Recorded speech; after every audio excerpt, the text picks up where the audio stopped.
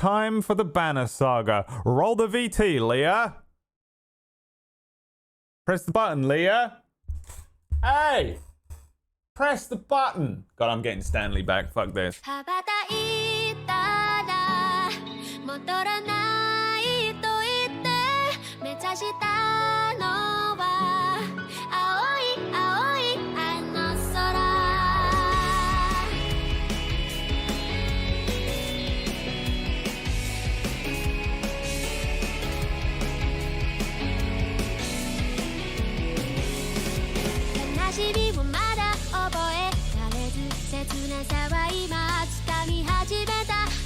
British people be like, it's Tuesday, isn't it?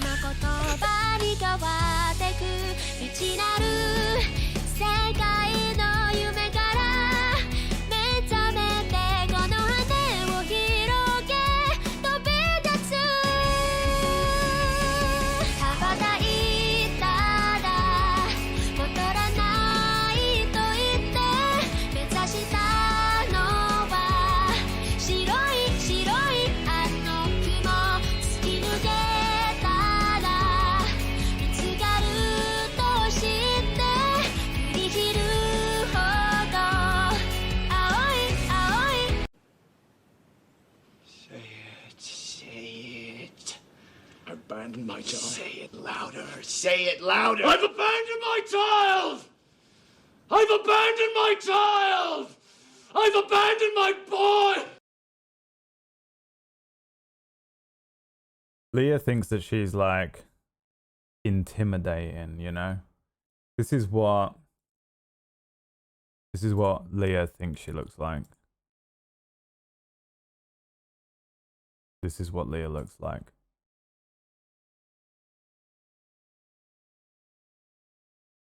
It's fucking hysterical, dude.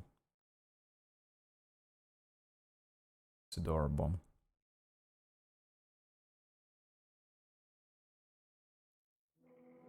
It's adorable. Leah's Simba when Simba is doing the roar in the canyon. You know when Simba is like, they're like, do something, do roar scary, and then Simba goes, "Row." And it's like cute and not intimidating. That's Leah. Let's carry on with the banner saga. Yes. We've been playing this game. It is very fun. It's really interesting. It's kind of like a turn-based combat thing, but you have a story that you play through from two different perspectives. And there are decisions that you make that are permanent choices that affect the outcome of certain things. Friends have died. People have been lost. Battles have been won. The story is kind of a weird little take on kind of a Scandinavian, Nordic, Viking style thing with giants, and the sun has stopped in the sky, and there are these monsters called the Dredge that are attacking everywhere, and a lot of people are on the run. Kind of, it's almost like Frostpunk almost, isn't it? The kind of story. Everyone's cold and trying to survive and supplies. And it's kind of like a pick your own story thing. So this feels a lot like I'm reading you a book when I'm playing this, but here we are. A trail of blood leads to a clearing where you find a large wounded Varl. He is gnawing on his shield, swearing at no one in particular, and occasionally slamming his cudgel on the ground. If not for the heavy bleeding, you'd leave this one alone without a second thought. Leave food and medicine, walk away. You can help if you want. Try to have healers tend to his wounds. The healers are going to get hurt, watch. Two women cautiously step towards the giant with a few poultices.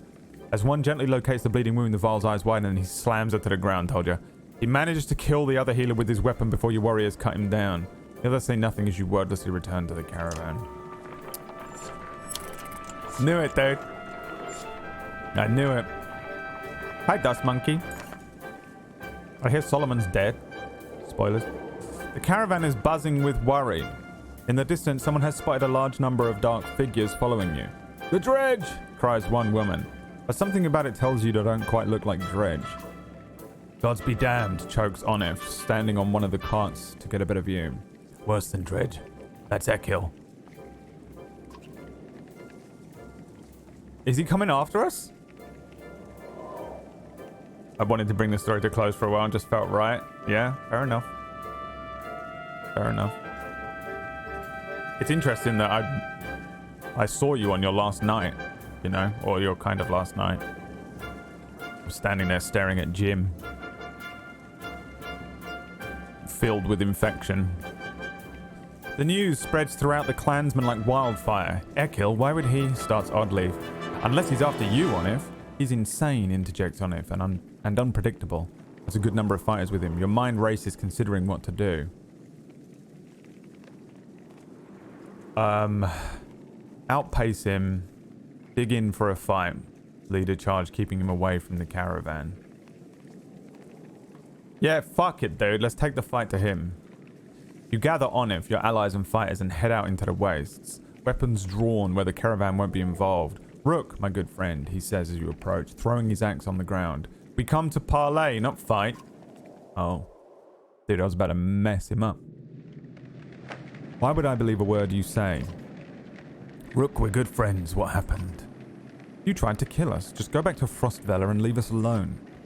Ah, Rook, it's your pretty girl.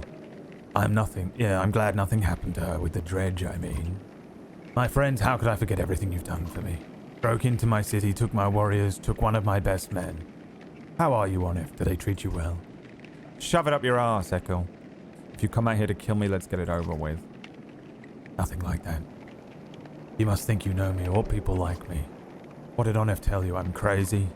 I haven't survived because I'm crazy. I did what had to be done to make it in Frostveller. The only mistake I made was you. What kind of man are you, Rook? You look like an average man to me. A man worried about his daughter, maybe just making his way. I'm just an average man making my way through the universe. But then look behind you. How many people is that? They follow you, fight for you, why? What kind of man are you?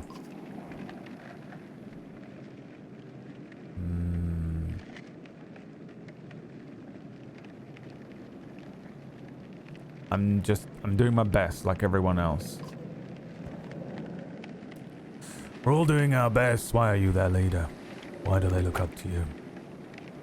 Who do these people think you are? I can't read today, I'm sorry, I haven't had any sleep. You saved them, you're a hero. Maybe that's more important than who you really are. What's your point, Ekil? I'm your prisoner, Rook, bind my hands. Frostveller is done, I can't survive there. Thanks to you, my good friends, you may not have cut my throat, but you sentenced us to death. I don't believe that's who you are. Is this some kind of an apology? You can't trust me, I know that. Take me and my men as prisoners if that's what it takes. Ekil looks down at the ground and the words come slowly to him. I'm not above begging. I don't trust this. I feel like this is a mistake, man. Kill Ekil on the spot. Take Ekil and his men prisoners, abandon them in the waste, ask Onif his opinion, kill Ekil on the spot, let them join you on strict terms. Negan. We'll let them join on strict terms. We can't have them as prisoners, it's just annoying. They're going to slow us down, they're going to use our supplies. We might as well have them as fighters at least, you know? But I don't know what the strict terms would be.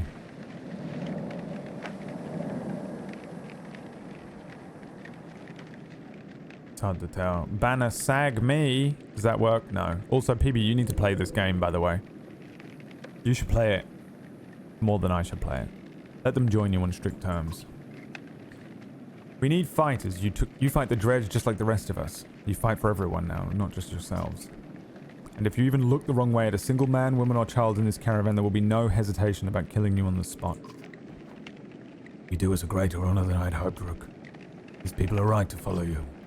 You'll have no trouble from us. I may be reckless, but I pay my debts. It's Rufus Lord. Caravan eyes them suspiciously, but they try to fit in, following your orders. We expect to hear complaints about this. Things are definitely becoming complicated. Yeah. Hi, Jenny.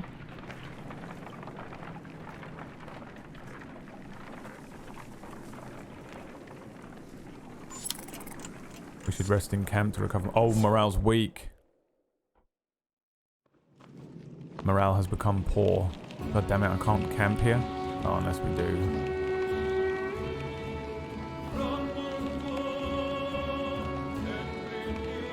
Where are we on the map? Darwin, what the fuck? British people be like, it's Tuesday, innit?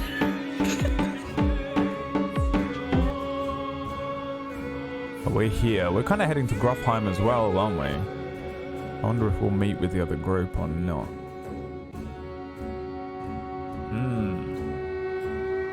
Is the banner getting longer?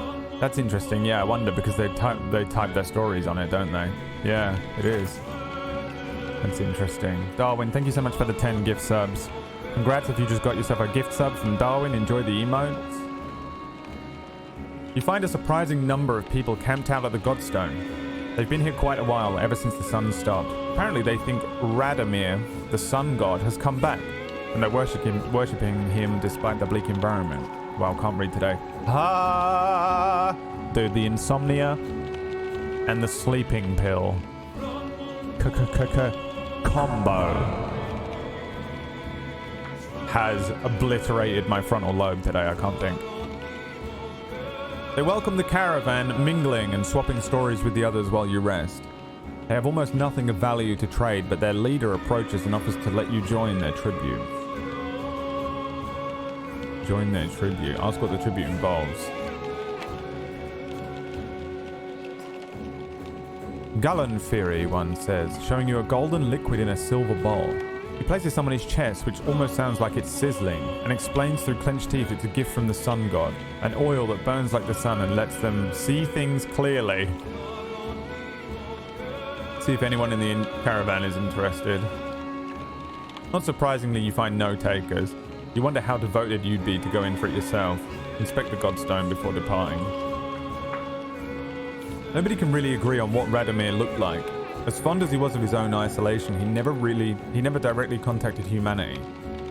Most think he was a serpent that lived in the sun, and it's not uncommon to hear him. Wow, I can't read today. It's crazy. It's not uncommon to hear speak of seeing the tail of a great creature slipping through the thin clouds on a sunny day. Radomir was always one of the lucky gods, the kind who people thanked for good weather, healthy livestock, and a good harvest. Despite that, the biggest mystery has always been how his Godstone came to be found at the bottom of a dried out lake. After some rest, you continue on. The sun god worshippers are keen to stay, so you pack your things and return to the road.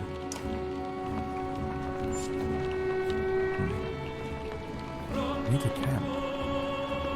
It annoys me that we can't camp here.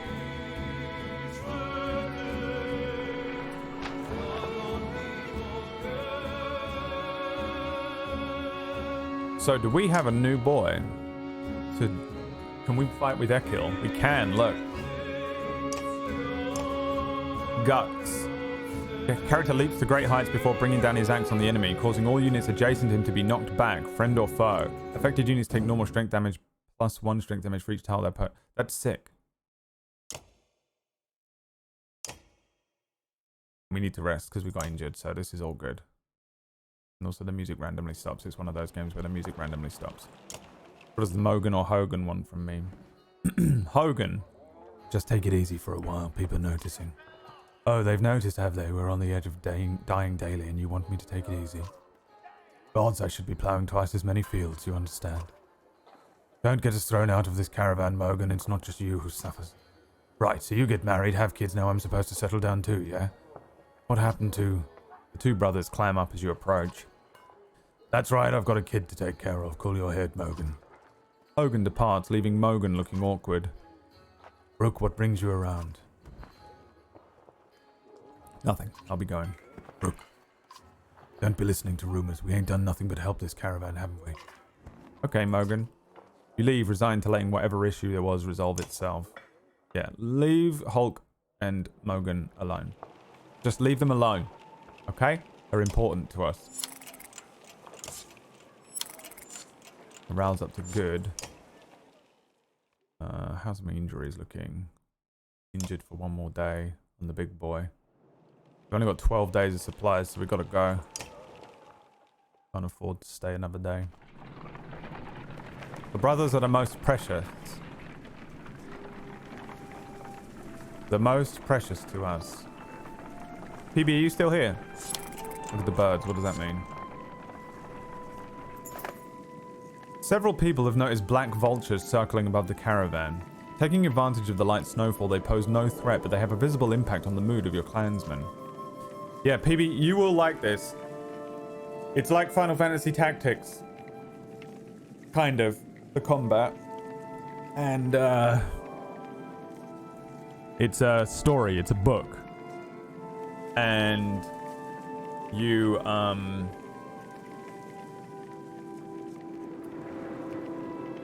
You make a bunch of choices and they're permanent. You know what I mean? Which I know you're really bad at, living with your decisions, but...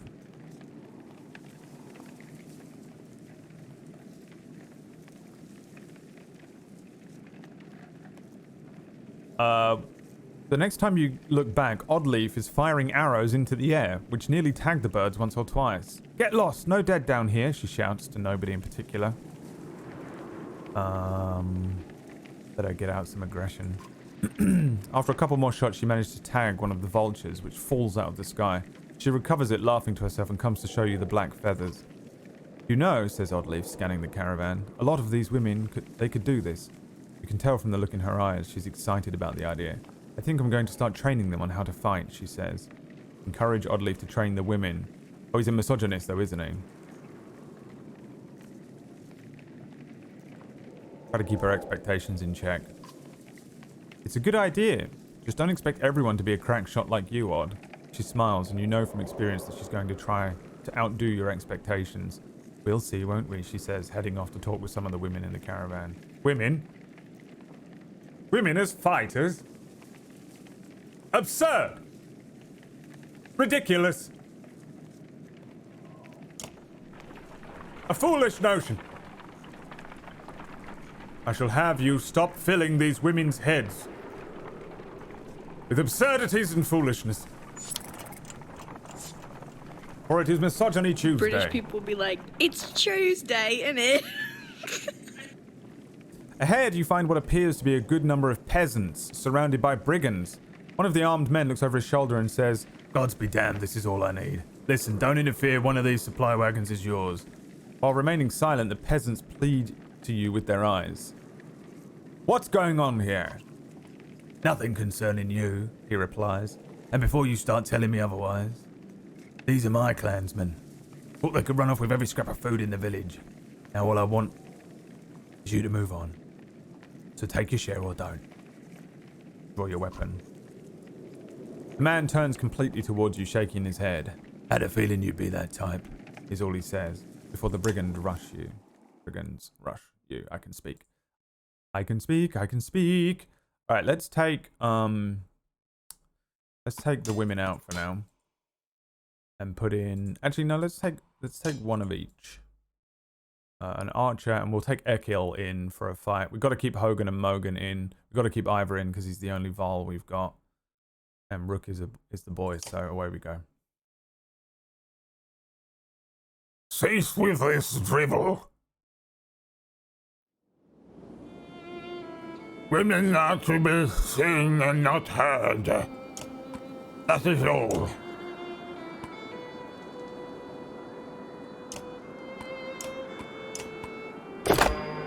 All right.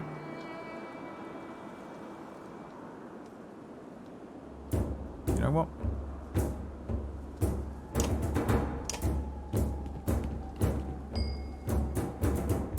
Rook, get in there, my boy.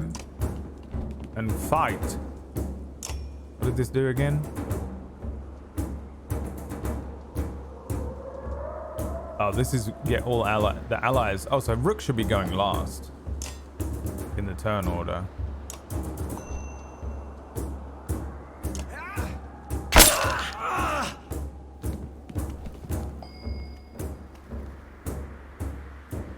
Hoagie and Mogi. Get him in there. Bloody flail every time. The epic move. Ready, Davis, have you ever played Fire Emblem? No, I haven't. I'm really looking forward to finally one day getting into the Fire Emblem series. When it happens.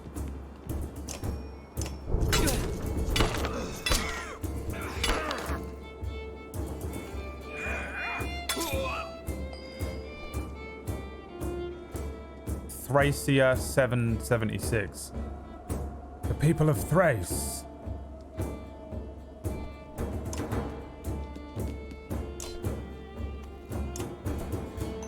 Kill him.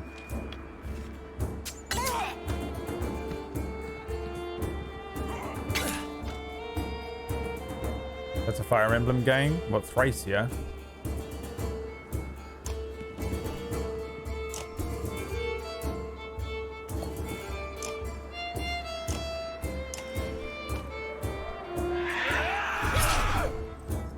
Haha!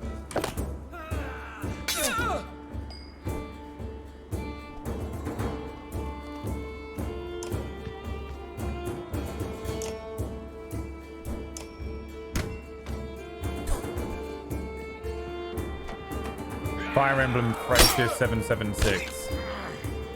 What's the best Fire Emblem game to start with?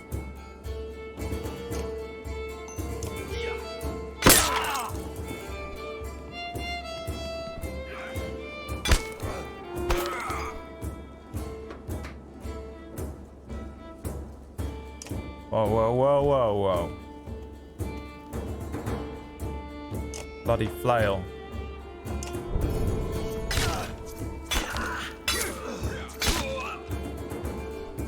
Awakening.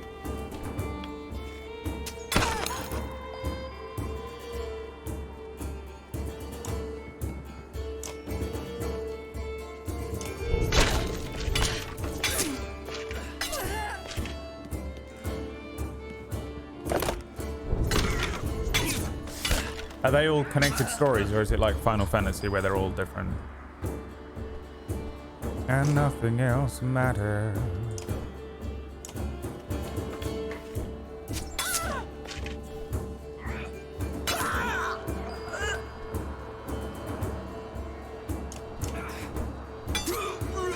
Grudge wielder.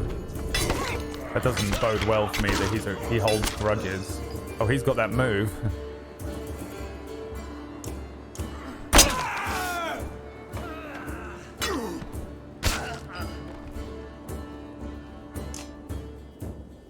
Oh, 20% chance?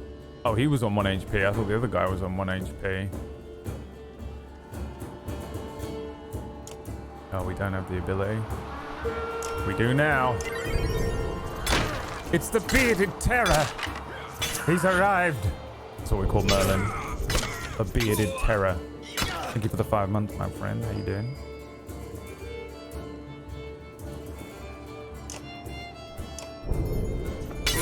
Rook's down.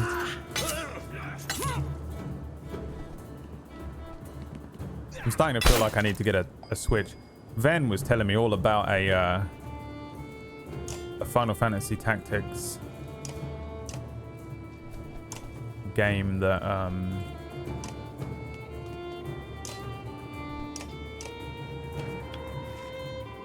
he was playing on the Switch.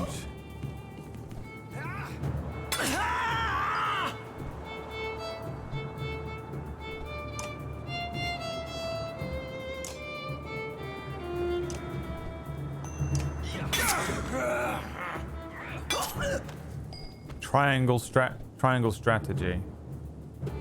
Is that the game that Ben was talking about? No.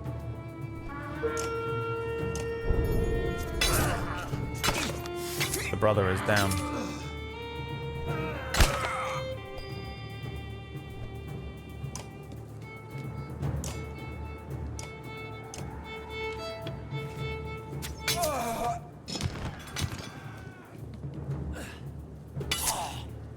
Wow, the other brother's down as well.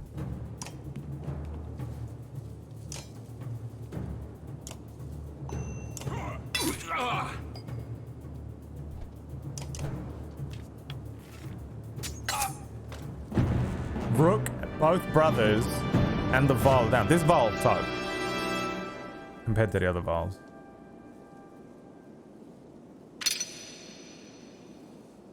It was a tougher fight than I realized. I actually went into it thinking it wasn't going to be too bad. But hopefully we get some supplies now so we can actually rest from saving the caravan.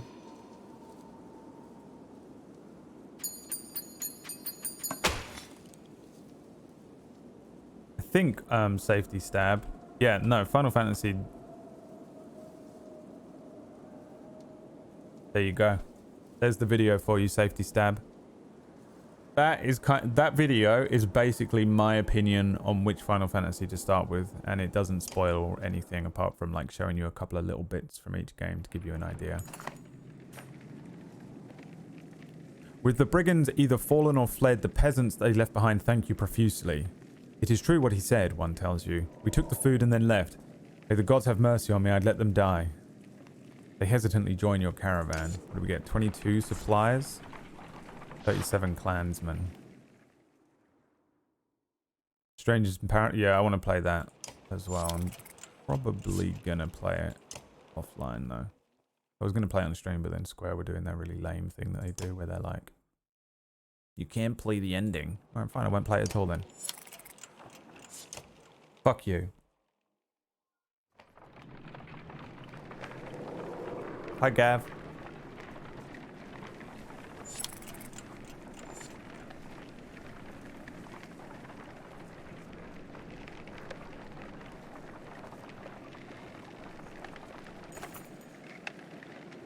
How am I? I'm okay. I need more sleep. They don't understand the word final.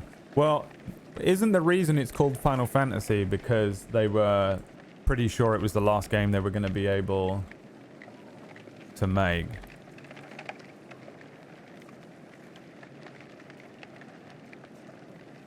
Despite many games during the 1980s for Square, none were a success. Final Fantasy was pitched as Sakaguchi's final game as he considered leaving game development altogether.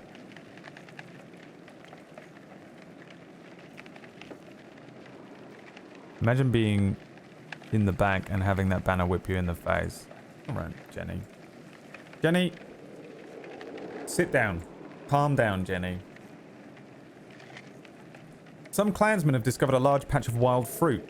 When you approach, you see some people have begun to sample them. A mother threats about whether they're safe after overhearing one of their children say that it tastes funny. Others start gathering by the basketful. Observe someone who already ate some. After a short time, you note the slurred speech of a young man partaking of the fruit. Besides a little drunk, he seemed perfectly fine.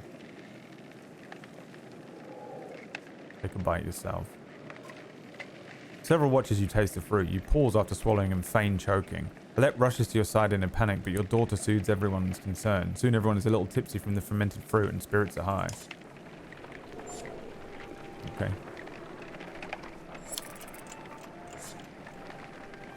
I hate sleeping, Wormtour was Keeper. never the kind of place someone would build a town. Fittingly, the Varl living here aren't known for welcoming visitors with open arms.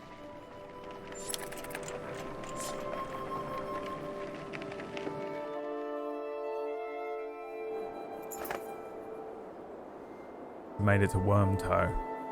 The Varl find you before you see them. Not surprising with this many people behind you. With weapons drawn, they demand to know why you're here, but back down when Ivor tells them he's come to see someone named Krummer. Krummer is probably what it actually says. Well, I'll be damned. Krummer, it's been a long time. Yes. So what brings Ingvar to Wormtour? This very own village of humans. Bad news. Dredge are coming down from the north. We barely made it this far. That is dire news. Come on. We have food. We'll discuss more in the meat house. As you follow the old Varl into their meager town, you catch him quietly saying, "If it were anyone else." I've got some salted cashews in front of me for today's snack.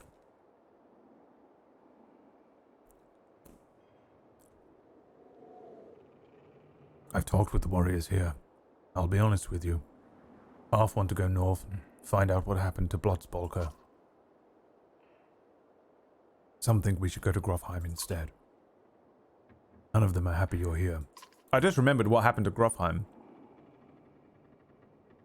What do you think? If I had it my way, I'd stay here and let the dredge come. But you made this a problem, didn't you? We can't feed this many people for long, even if they don't eat much. This is a Val town. Most of us take care of ourselves. You've got women, children. We could pitch in, make this place livable. It doesn't work like that. These Val are here to get away from civilization, not make one. It's Kruma's call. It won't be long before Dredge are here too. No, it won't. If there's one thing we should do, it's tell Yorunda what's going on. Who's Yorunda? Val King. Well, as close to one as we have. Ingvar, where did you find these... What does that say? Ingvar? Ingvar? Where did you find these people? Stay here and rest, but once yours are ready to go, we do. I'm going to see off those who want to head north. But I'll join you to Grofheim. More travel? No, we've already come so far. Stop the pouting, girlie. Even if Yorunda won't listen to a tired old Jarl like me, Val like me, I have a feeling they'd pay attention to my friend Ingvar here. They'll listen to Ivar? Hasn't he told you? Of course he hasn't. Do what you need to, but don't be long. Is he the true king? Do we have a new Val? Yes! Finally! A new Val!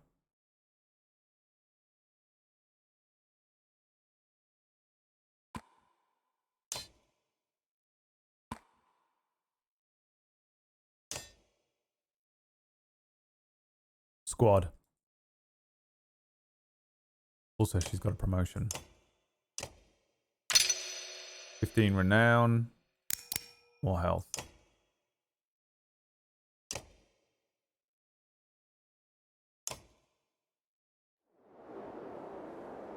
Ivor really isn't that good, but I have a feeling that I need to keep him in the party just to level him up for some like late game shit where he's going to be in the game.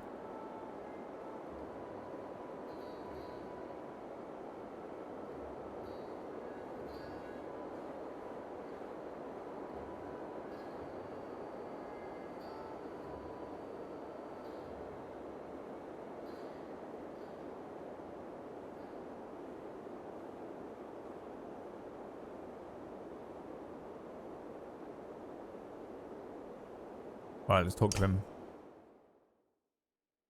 Oddleaf is strong, yeah. Kruma, can you spare a moment? Mostly no, but I'll try. I never had a moment to thank you for your hospitality. Consider it done, then. Who is Ingvar? I'm not surprised he never told you. I'm just surprised he can stand being around anyone at all. Your friend was one of us long ago. I mean, the dredge-bashing type. He was called Ingvar then. If you want to know why he's changed his name, best ask him yourself. I'm too old to peddle and gossip. I have no interest in this man.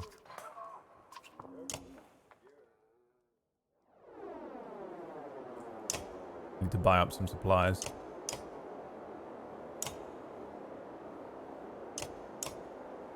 $20 renown for 13 days worth of supplies. Horrific.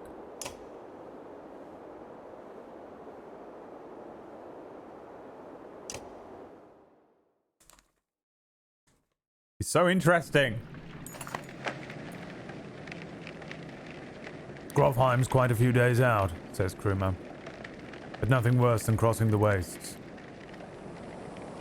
I imagine if there's anywhere you might be safe from dredge, it's there. Steel yourself for another long march and half of the town of Wormtoe joins you. Plus 62 Val and 20 supplies. We're good. Ivor can be one of the strongest characters in the game. Really? How do I use him then? As you're nodding off to sleep, shouts of fire pull you back to attention. Flames quickly consume a supply wagon and a few tents. A woman cries out, "My boy!" and points to a burning tent closest to the outlying Val. Two of the giants are motionless, staring at the spreading fire with terror in their eyes. Organize the peasants to put out the fires. You look away from the petrified Val and rush to help others dip blankets into water barrels to combat the fire. When the flames seem under control, you're able to retrieve the coughing boy. The ashamed Val retreat further from camp while peasants count the lost supplies. Morale declined. minus 16 supplies. We basically didn't get any supplies. What in the depths was that about, you mutter to yourself. Something about the fire. Oddleaf tells you, I've heard of this before. They don't like it. Doesn't change what happened, you think to yourself. Yeah, they said that they don't like fire though, didn't they? That's why that witch is so concerning in the other group. I've abandoned my boy. Stop! A resolute voice calls from somewhere in front of you. The surrounding terrain comes alive with armed fighters surrounding the caravan.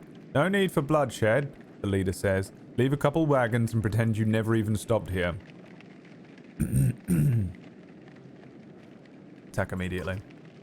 Before he's even finished his sentence, you have your weapon out and rush forward to attack. Let's go, bitch! Die! Ready to men? Prepare for battle! Fight!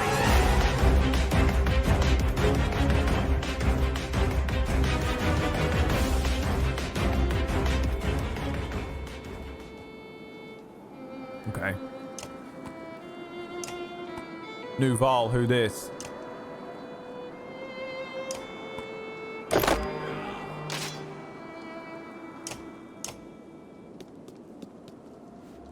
I feel like I should let my archer go first.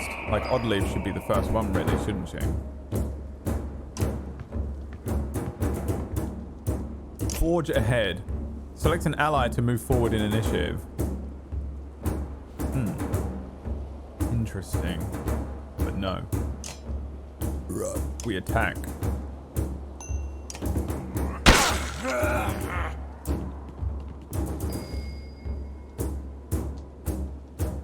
Mostly he has good armor and good max armor and strength. Okay. I'll allow it.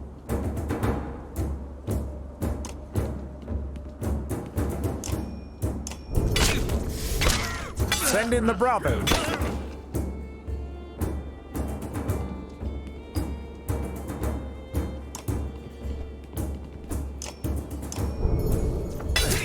Two of them doubling up on someone is just absolute murder.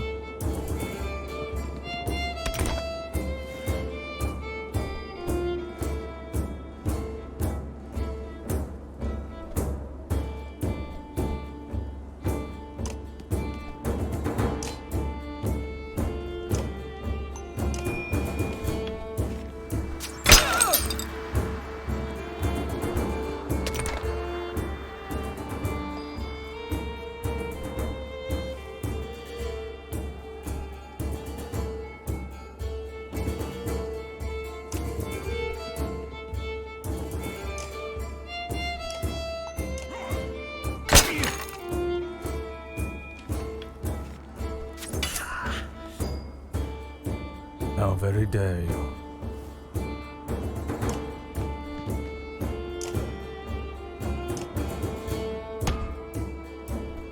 He resisted it, but still got pushed.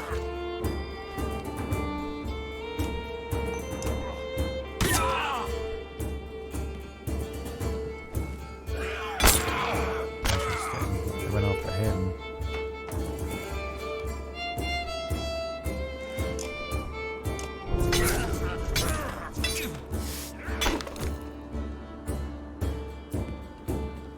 Do the brothers not have armor? Yeah, they have 10 armor each. It is confusing.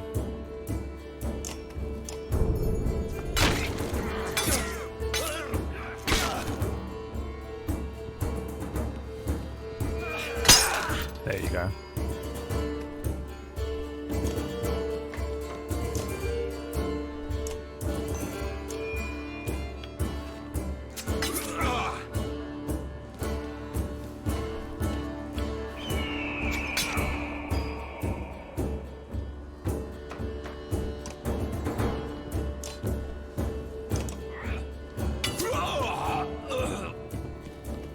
You can somehow do that much HP when you got full armor. It is weird, isn't it? Maybe it's just some sort of unit skill.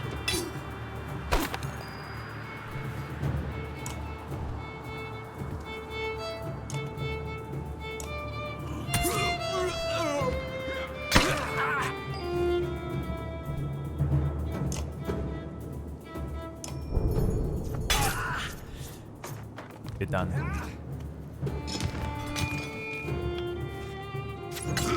Wow, that hurt a lot.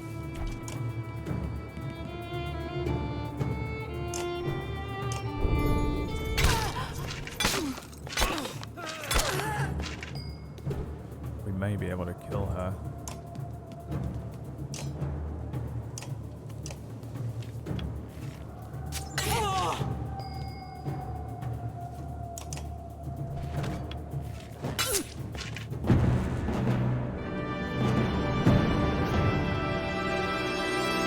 A shame.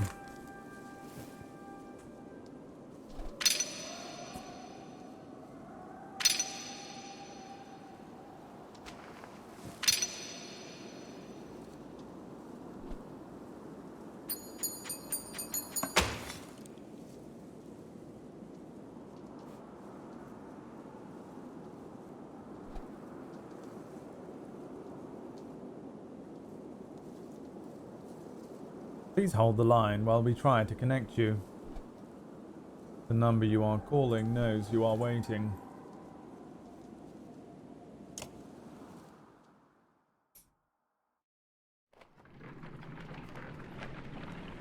Archers do basically double damage if they don't move before they attack. Oh, okay.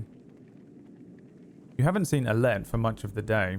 When you do find her, she's returning to camp alone from a fair distance away, looking rather sullen. She keeps her eyes on the ground as you approach. Sit quietly beside her. I feel like things are changing so quickly, she eventually confides. It's not just that, everything is going so wrong. I've been talking to Ekil a lot. This gets your attention. What's he been telling you?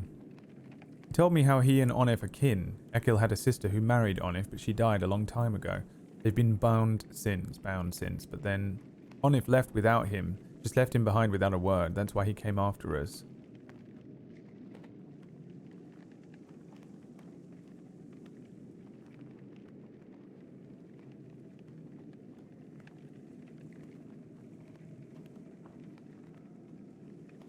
Don't trust him. Confirm Ekil's story. Threaten Ekil. I mean, I don't know if it's true or not.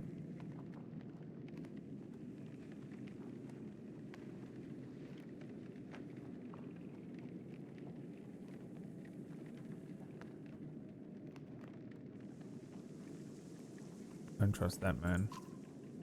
I don't, says Alette. I'm not stupid, you know. I don't go alone. I always bring Oddleaf with me. She stalks off back to camp. At least with Oddleaf there, you feel a little better about things. I kind of feel like maybe Ekil is not as bad as we assumed.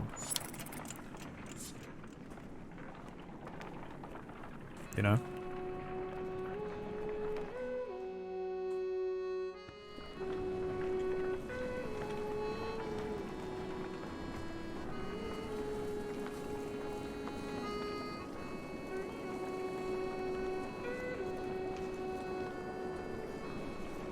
Got a book with about a cover, yeah.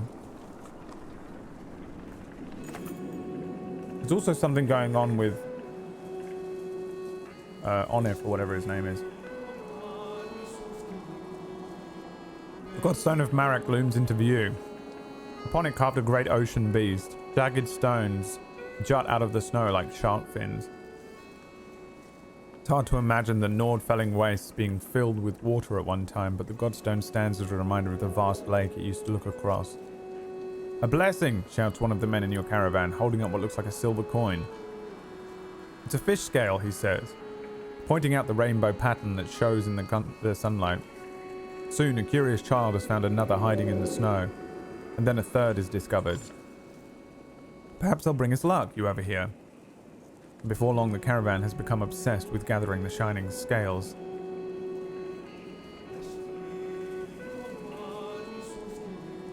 We don't have the supplies to spend too long. Cut them off after a reasonable amount of time.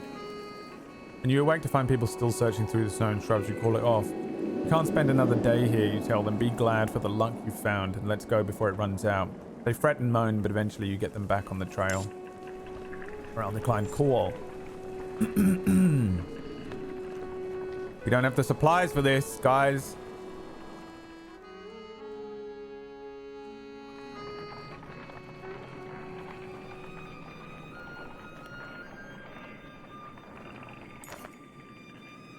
Oddleaf calls you over, grinning. A row of women holding bows of differing age and experience line up before a row of trees in the distance. They fire, doing an impressive job of hitting the trunks. I think they're ready to fill some dredge with feathers. One woman still hasn't shot her arrow. She stands perfectly still.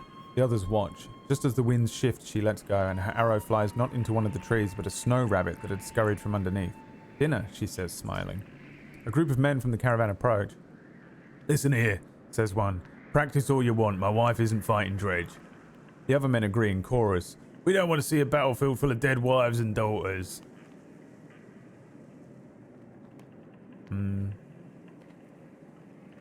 Stand by the women becoming fighters. Misogyny Tuesday is over. The men argue that we need the fighters. The men argue we need the fighters. The men argue their point, but eventually relent. Thanks, says Oddleaf. To be honest, it was harder than I expected, but the more people who can hold their own, the better. The women return to camp, not as clansmen, but as fighters. Orcish! McGregor! No! McGregor! McGregor! No! See, McGregor, I can do whatever the fuck I want.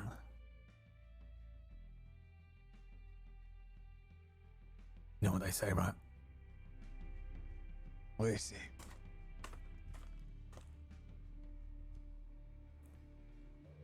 The bigger they are. Mouthing off all the way to the end, dude. Gets you thrown off a fucking cliff. Now, I'll give you one chance to apologize to me. One chance. Sorry, Mr. Rufus Lord. I was rude. That's what you dare to do. Apologize for being rude. Can I at least know what specifically I'm apologizing for?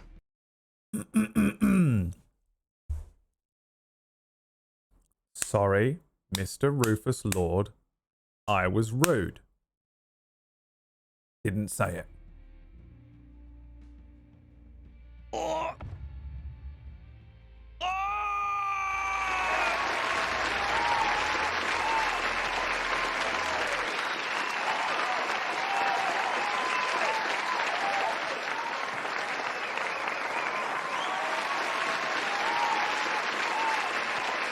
Bye, bitch.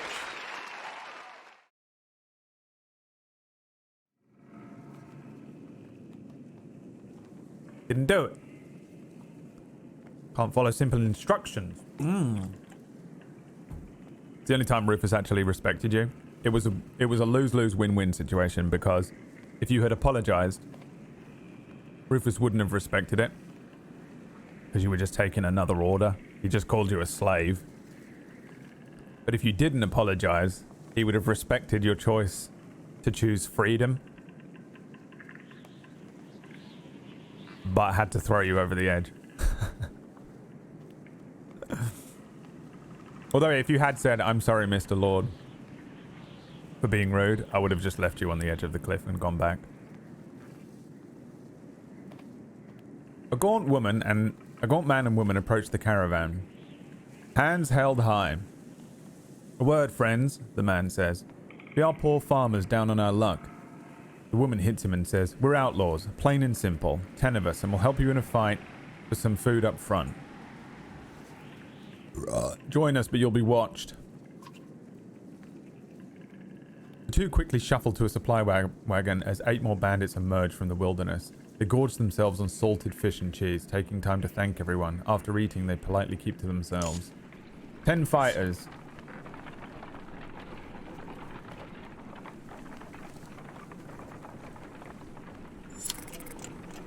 McGregor's scream should be your sub-alert? Yeah, it really should.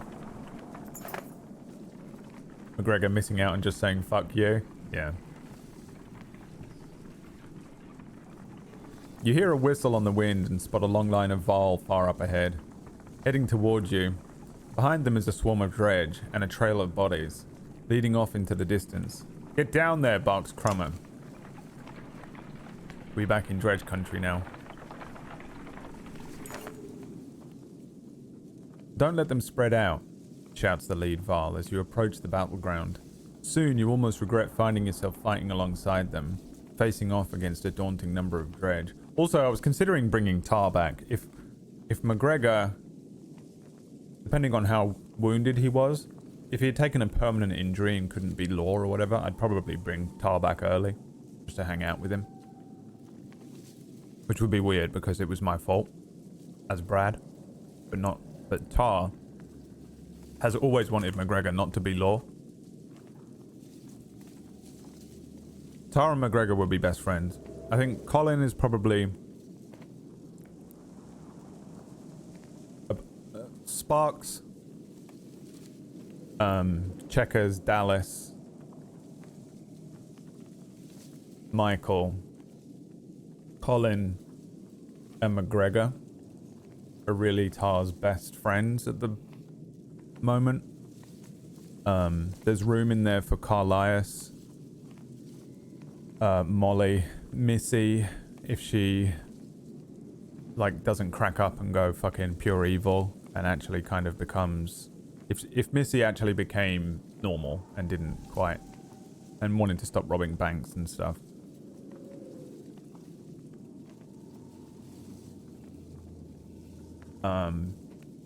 But McGregor, I think, would be one of Tar's absolute closest friends if he wasn't law.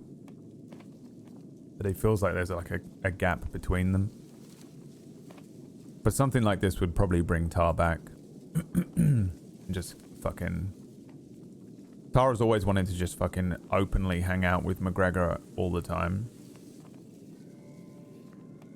Missy and stop robbing banks in the same sentence. Yeah, it's just hard. It's the same thing as with McGregor. There's just one thing that stops Tar from really being able to commit to a relationship with Missy, because it's hard because he knows that she lives this dangerous life, and that fear of losing her hurts him too much to truly allow himself to like really love Missy.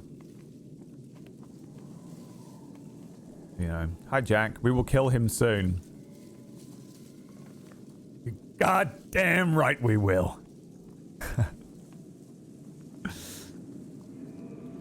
You're goddamn right we will. I mean, I tried.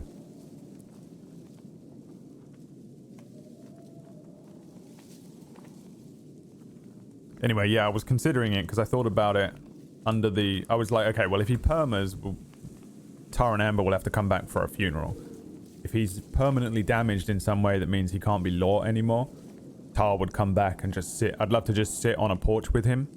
Like, I would literally just love McGregor to have like a month of just sitting on a porch, RP, and just sit there with him talking the whole time.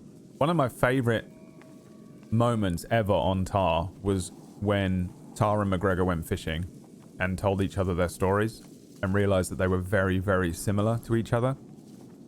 In their environmental upbringing, in the way that their later in life stories are extremely similar. They bonded over that really closely. I think they told each other their real names as well.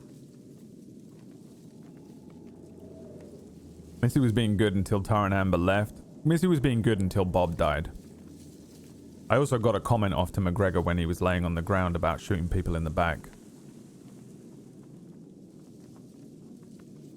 Didn't Amelie do a long ass time sitting in Strawberry? Yeah, she did.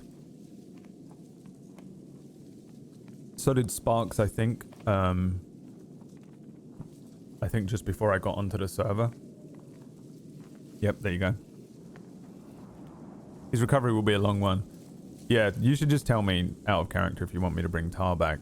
My only issue with Tar at the moment, and this is fucking lame, is like, I just don't want to do any relationship RP. And I know that that's mental, but it just seems like it would be a very bad idea. And it's pathetic, I know. Don't let them spread out, shouts the lead Val as you approach the battleground. Soon, you almost regret finding yourself fighting alongside them, facing off against a daunting number of dredge. Oh, cool. We've got to fight loads of dredge. Oh, fuck. 159 of them. You have 183 and 62 Val. Okay, this isn't so bad. The two forces are evenly matched. There's no guarantee of victory. Formations. Start comparing weaknesses and strengths, taking the account into the terrain, looking at your enemy, give the order. Start rallying your forces and enter the frame.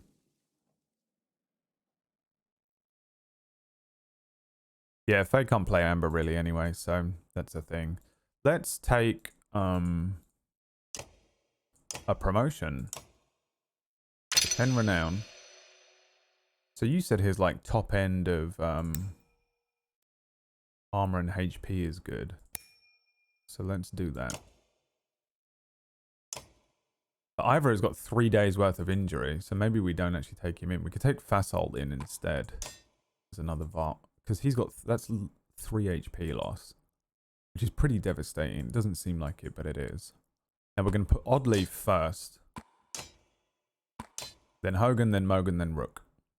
He's also got a promotion. But I probably can't afford it. 15, I can afford it. And for him, we're going to go with Armor Break as well.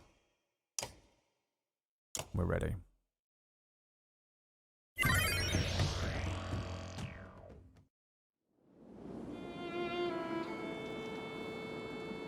Missy wasn't so bad until she lost the one person that linked her to her past. Yeah.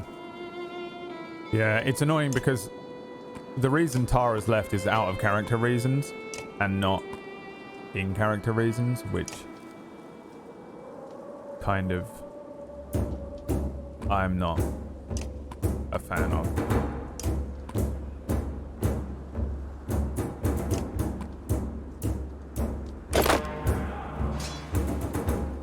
She can't actually hit anyone from here, so we'll have her wait. But we could do this.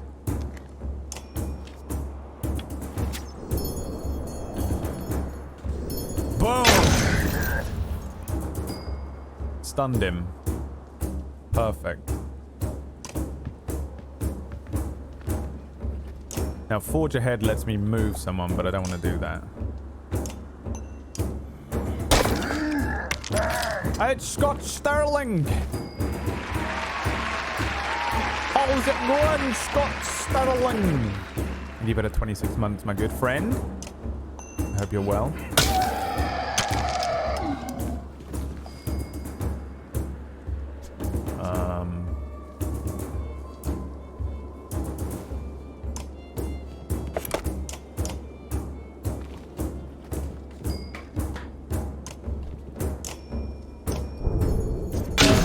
Flail, dude. Always.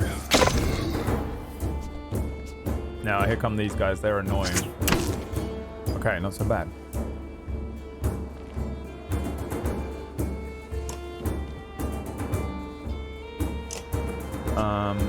Oh, that's not...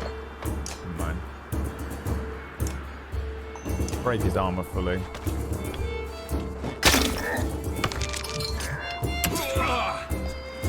That range is nuts. On her mark. Thing is, you have to guess though to gamble. You have to pick a single target where they're actually going to end up. Oh wow, she can do 50. She can probably kill him. Yeah, watch this. Oddly, it was 17 damage. Woo! Honestly, if we can keep them alive during this, that would be pretty cool.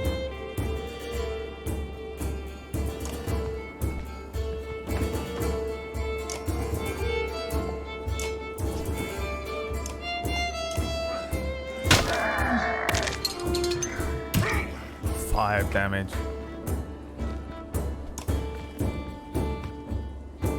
What was Malice? Affected enemy will attack this unit next turn. Really want to do that. Oh yes I do. Oops.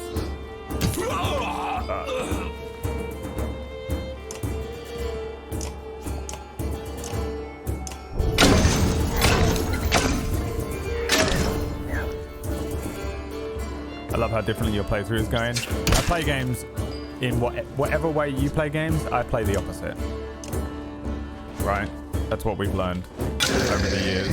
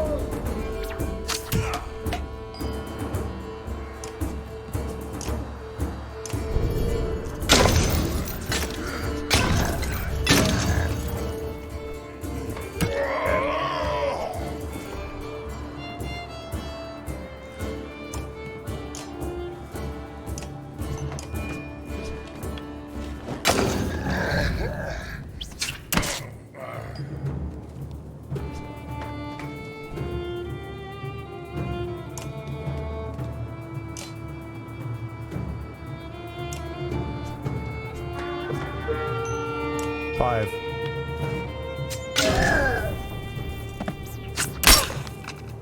Pod leaf is fucking awesome, dude.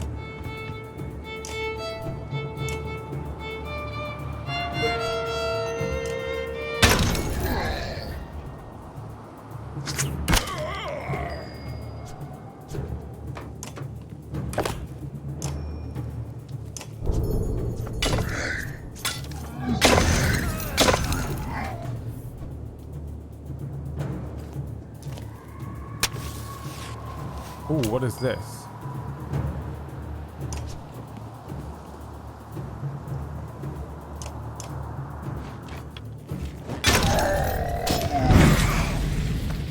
What happened there? That's horrific.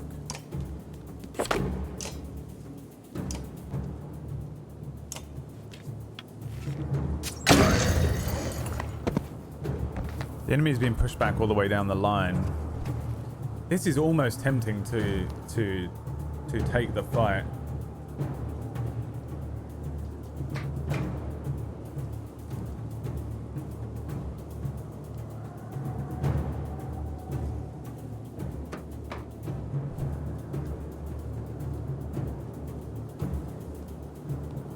I think we can win it. This gamble is dangerous. You attack any dredge. Still brave enough. What do we have? 4? Oh, fuck. This was a bad idea. I made a mistake.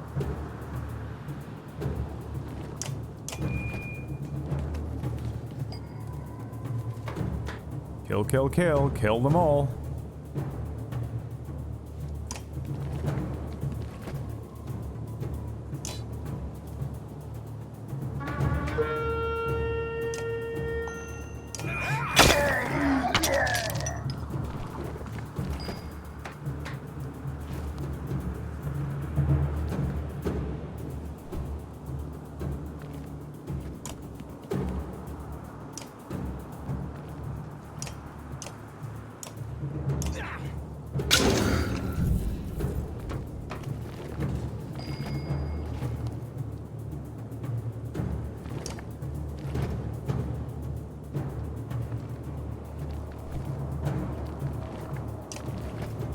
Which one's going next?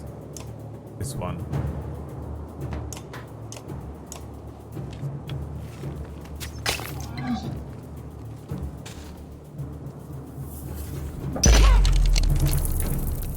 Ouchie! We have to move him here so they can't get to her.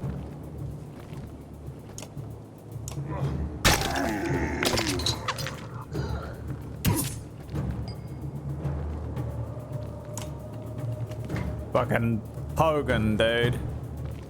He's doing it, man. He's gonna die for this. But it will be worth it. 2 HP on the boy up there. We're gonna struggle. It's gonna be rough.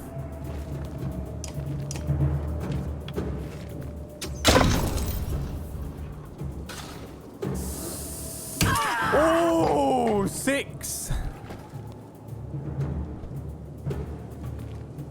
Bro, this is not good.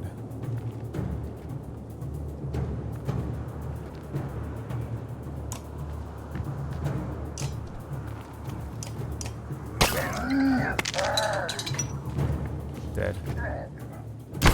No, not dead.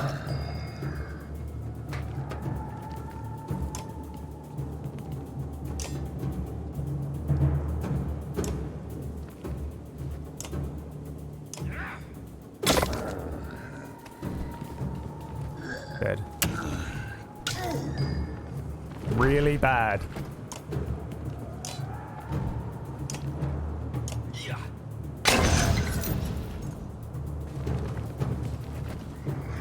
It's gonna be down to Rook and Oddleaf.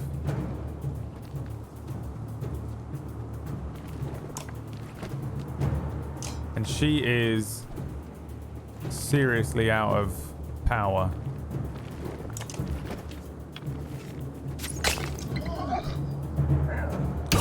Fuck! Can you flee from battle, or am I gonna get a fucking game over here?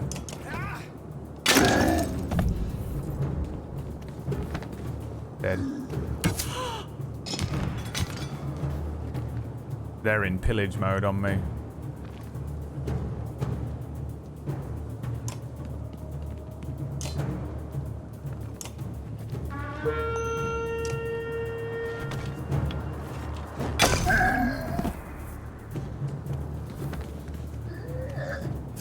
Dodged.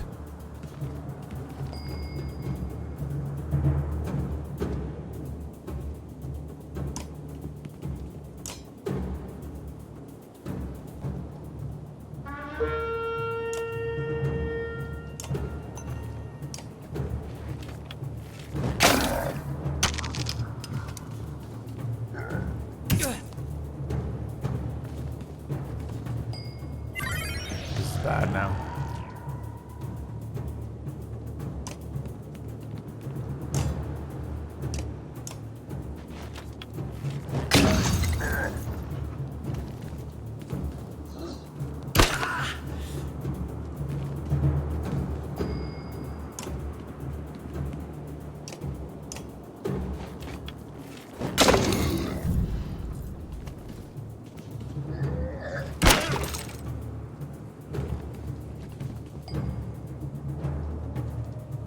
They're gonna catch me this turn.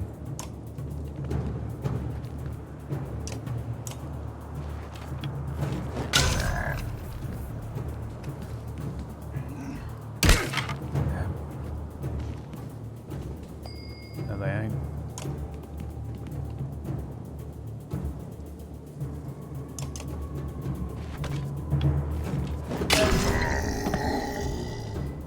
If I can use this to move. Fuck, dude!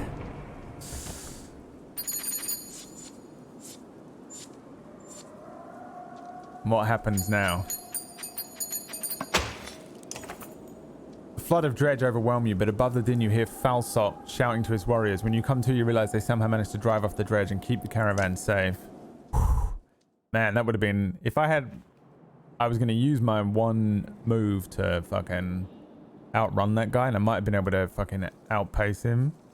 Didn't you say? Hmm? Isn't this a damn curiosity? This is the second time I've been sent to find a Val who is heading my directions with humans in tow. What are the dredge doing up here? Gods, does nobody know what's going on around here? They leveled Grofheim to the ground. We've been losing ground for days. Jorander's in Einatoft now. They sent me to gather Krumer and the rest of you from Wormtoe when we ran across this bunch of slag, and there's more where they came from. Is this all the Val you've got, Krumer? What have you been doing, eating each other? Many went to Blocksbalker. Are you telling me Grofheim is completely gone? And Wagner is dead. Slag on our heels, the Val you sent north are probably dead. The world's ending. Come on, this is old news. We're gathering in Einatoft. That's where we need to go right now. Wait. Fasalt takes a long moment to look out over the caravan of men, women, and children behind you. Not them. What do you mean, not them? Unless you're a king or a mender, humans don't step foot in Einatoft. Now isn't the time for this discussion. Damn it, Fasalt, who cares about that? What in the depths happened at Grofheim? Before Fasalt can reply, a low rumble grabs your attention, growing louder by the moment. Not another fight! Oh dear. HXCP, thank you so much for that. 5047. The 5047 months. Even though it's beyond sight, all eyes turn in Grofheim's direction. As the rumbling becomes deafening, transforming quickly into a cracking and splintering, it's coming closer. Go, shouts Fasalt, taking off towards Einatoft. Don't stop until you reach Heideborg. Uh-huh. Oh, look. Bruh. What the fuck is that?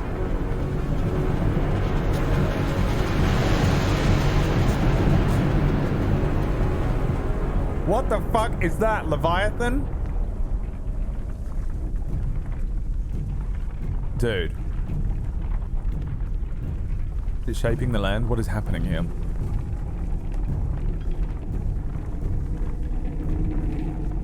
It's Jormungandr. It's Leah when she wakes up.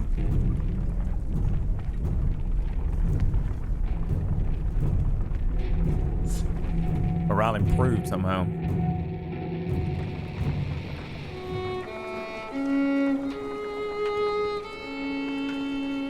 Is it the snake sun god that they were saying is dead? The gods not die, they just went bad.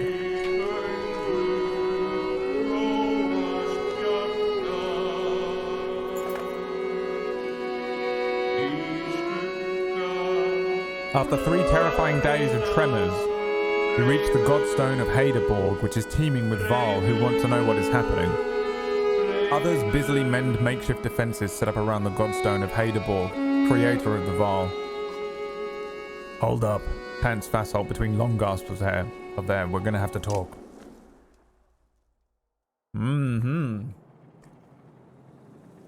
Fimbulwinter. You're still standing. Well, most of you. Rest up, then move on. A mountain just sank into the earth, and something is out there. You're just going to send us away? I don't know who you are, but you're not going to Einatoft. There's a couple hundred Val here who will back that up. Where are we supposed to go? Back the way we came? We're stuck between the 2 mountain ranges. In one direction a few thousand Val, in the other an army of dredge and whatever caused that quake. Einatoft is a Val city. This shouldn't be news to a Val. Give it a rest, Fasholt. Don't you recognize who you're talking to? Surprise suddenly flashes across Fasholt's face. The other Val are starting to come closer now. You hear Ingvar being whispered between them. I think this might be the one person you want to let into Einatoft. The humans come with me, all of them. Fasholt glances between Ivor and Krumer before stalking away, pushing past the mob of curious onlookers. Ivor, who are you? Some other time, Rook. Is he the one true king?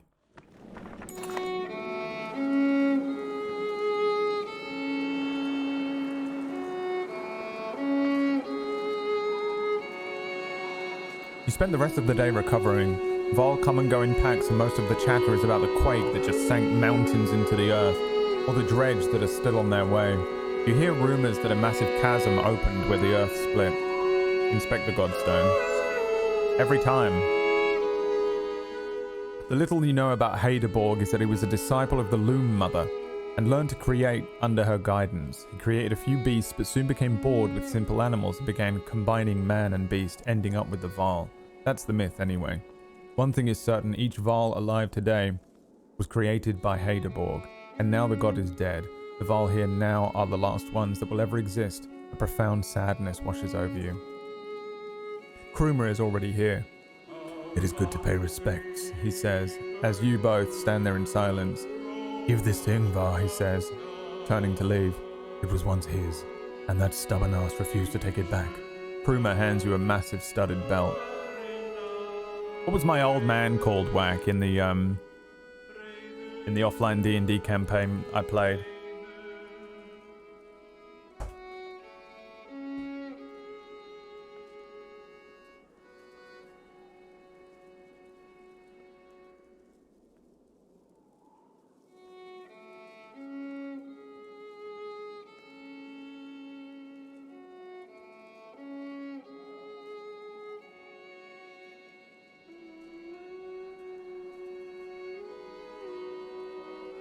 This was my character. This isn't official, this is just some art that I found.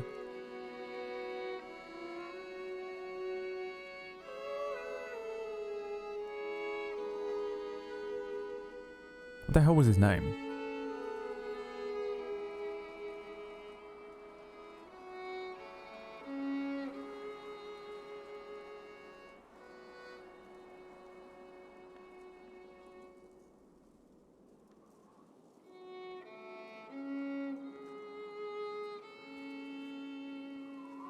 He was a cleric, but he carried around this sword.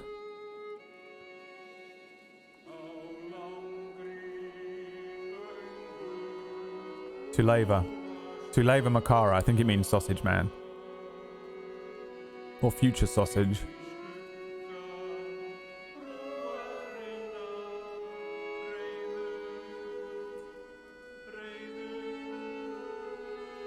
And he is the king of a dead civilization.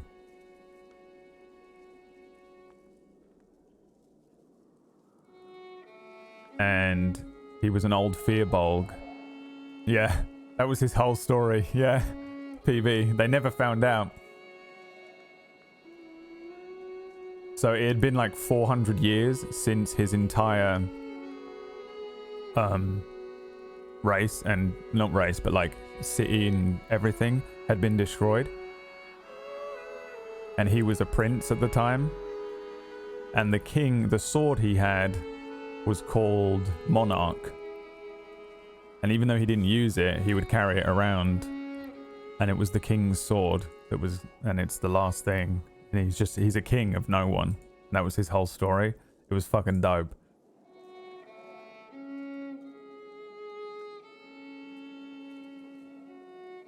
Anyway, it reminds me of this fucking guy. I get the feeling that that's what's going on here. Suddenly there's a lot of activity. Word comes from below to retreat to the next village over, and you soon see why. A black shadow is sweeping down the valley from the direction of Grofheim, where the quake or whatever it caused it has obliterated the mountainside.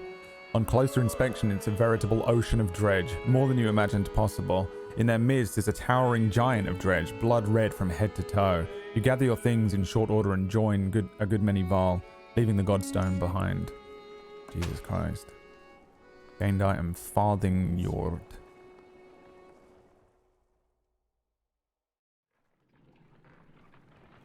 Actually want to camp here. We have not much supplies, normal morale. Yeah, everyone's injured as fuck, dude.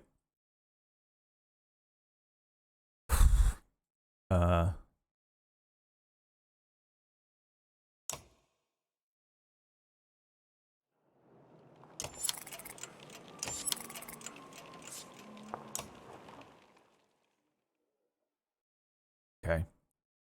Podleaf has got to level up. We've only got 14 points to spend, though. I don't think either of them can level up. Alright. We leave.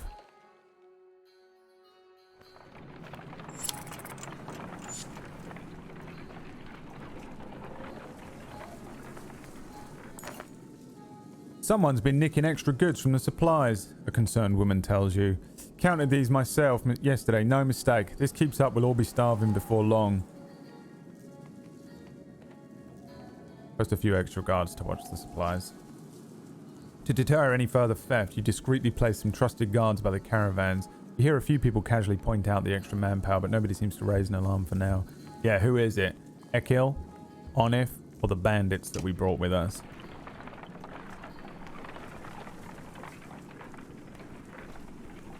I feel like I'm supposed to be making harder decisions than this, and I'm being quite nice in my choices, and they're going to come back and bite me in the ass.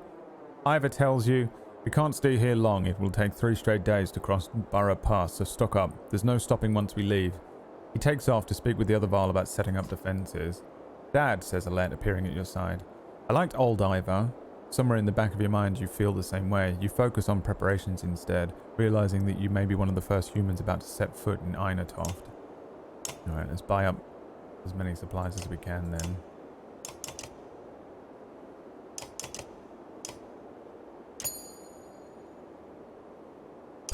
Wait. I thought this was how much I'm spending. Guess not.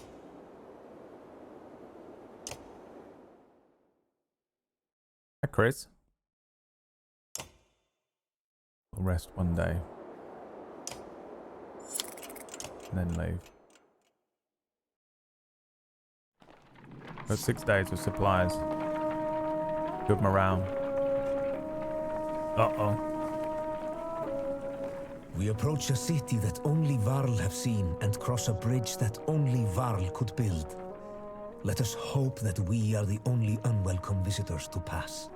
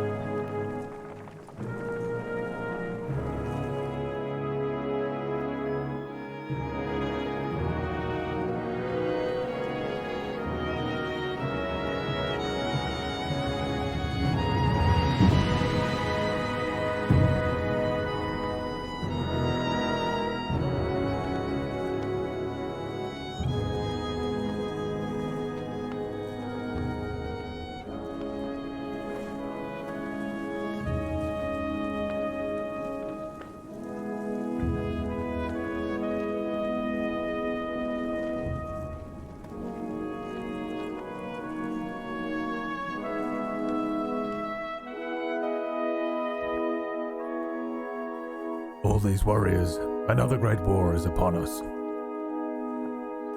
It is the third time I've seen such a thing. There are far fewer of us now than there was once.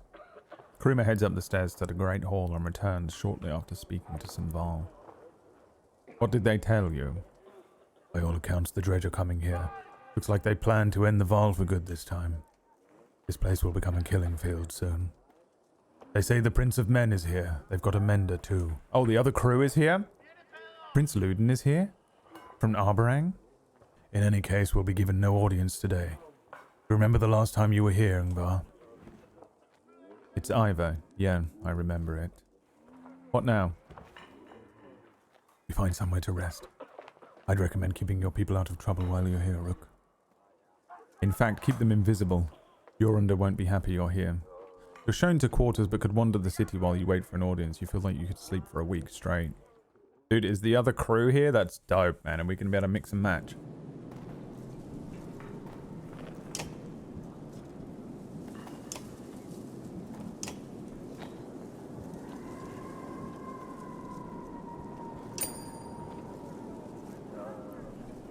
Oh yeah, I have that item.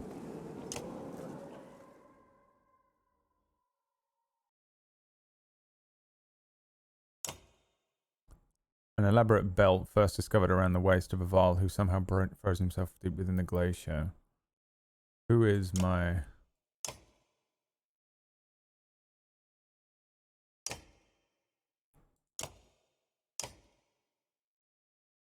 Oh. You can't wear this. Level 4.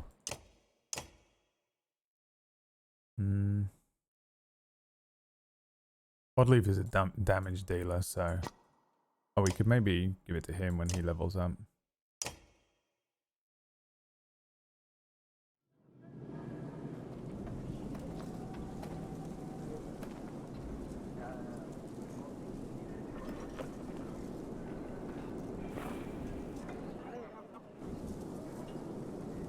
What am I supposed to do?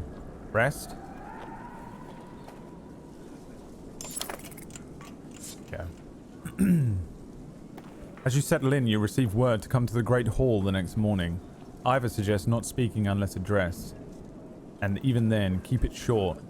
In your dreams at night, you see Val kings fighting with Dredge lords. An ominous feeling lingers as you prepare to enter the Great Hall.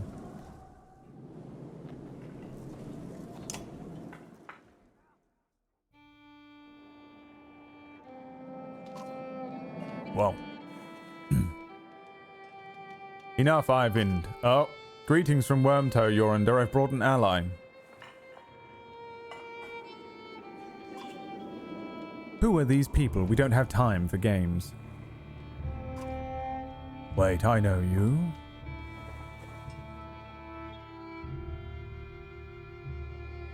Yorunda. Look at him, dude. That's what I look like in my own head. Ungvar among us again. Is this what the end of the world looks like? Yorunda steps down from his throne to get a closer look. In the light, you spy deep wounds on the Val King. It was my last option. You look like death, Yorunda. The Sunder came through Grofheim, all of them, or we would still be there. A few thousand Val remain. Bellower has been following us since Grofheim. That is what he does. What will you do? Remain. There is no better place for us than here. We make our stand in Einatoft. But even if Einatoft falls, the Val won't be wiped out. Hakon is taking our best warriors to Aberrang as we were discussing. I'm not going, Yorunda. We're needed here. This is not a debate. A messenger bursts through the doors, cutting the tension. He says a stone singer has been cutting a path across the bridge. Gods, can we not have a moment's respite? They should not be here already. A stone singer is with them. Let me bring down the bridge. As I said, it will buy us... Oh yeah, him, dude. I forgot we got Day by Dave on our side now. The Mender, whatever that means. I say it to you again, then, the Prince of Men and the whole Mender Council. Were they here? I will not say it again, Hakon. You go to Aberrang. Ivan, do not touch that bridge. Am I understood? You are. Then I'll confront the singer myself. Nobody tries to stop Ivan, but many follow as he leaves the Great Hall.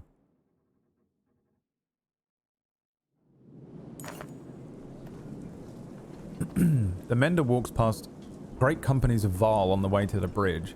A tall, thin creature stands there, 2 black spears over its shoulders, ringed by dredge.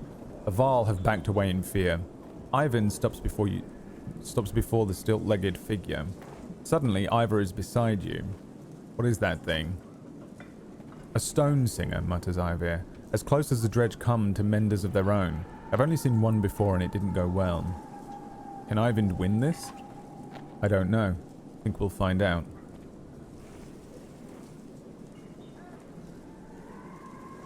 We should help him. You expect Ivor to listen, to refuse, but instead he locks eyes with you. Listen to me, Rook, he says. You will probably die here, and so will everyone else who steps on that bridge. Look at your daughter. Are you prepared for that?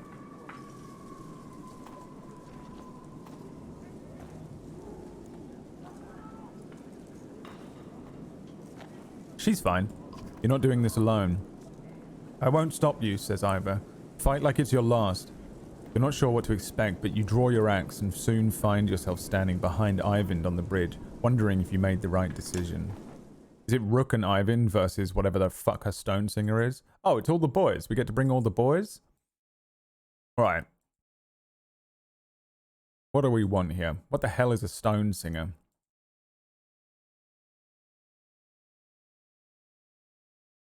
Why is this the crew they have chosen for me?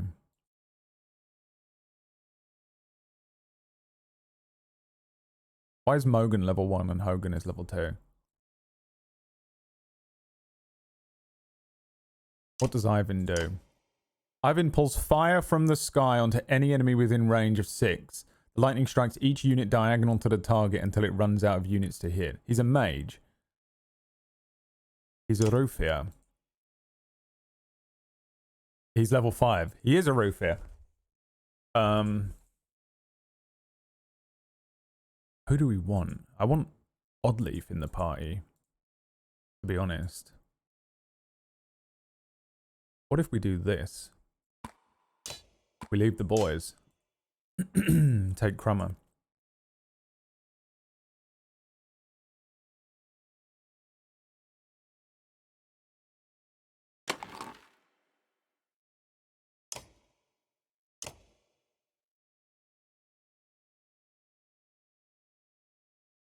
We'll give him this thing. +3 break. Look at his other ability. Here's another one. Oh, he has another one. Mend. Menders are able to quickly mend on the battlefield, restoring the armor of any ally within 6 tiles. The amount of armor restored is half the Mender's current willpower. Oh, wow. Okay.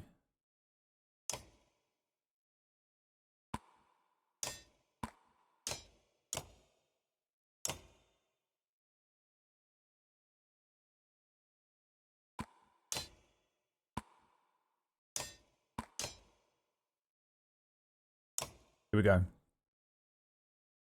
Ivan had 8 points to spend. Cool! Didn't do them.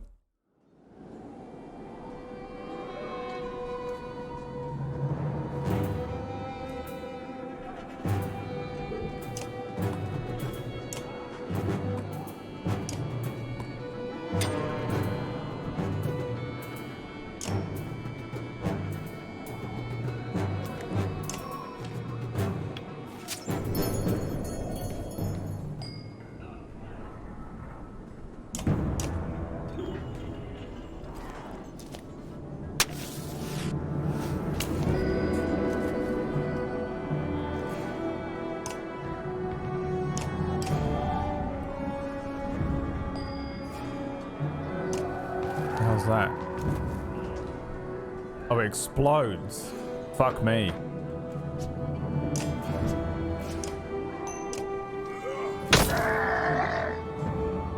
How does he get to move?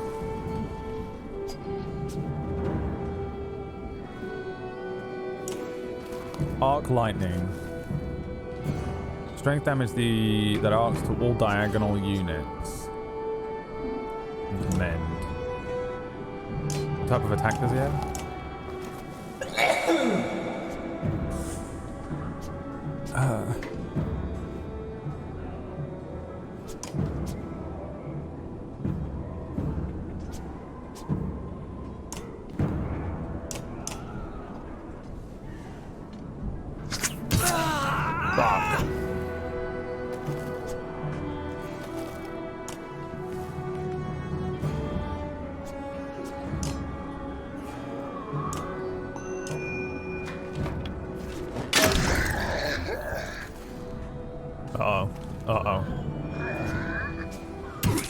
Wow, that hurts so bad. And he's what? Poisoned? What is this?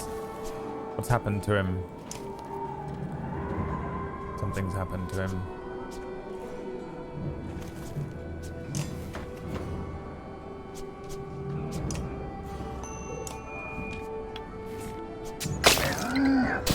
Well, they're all poisoned, dude. Bro, this is bad.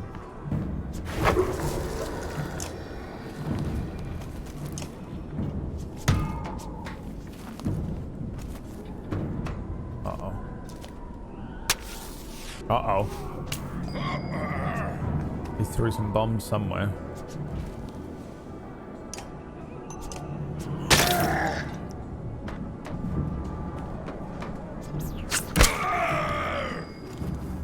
I have a great concern. Kill him.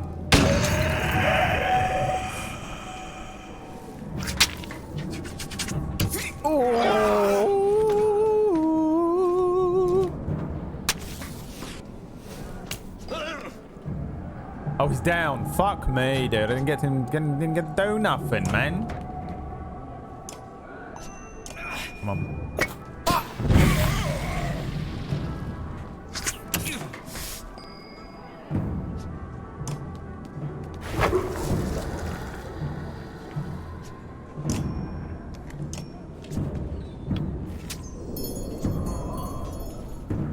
Oh, they're not melee, are they? God, I'm so fucking dumb.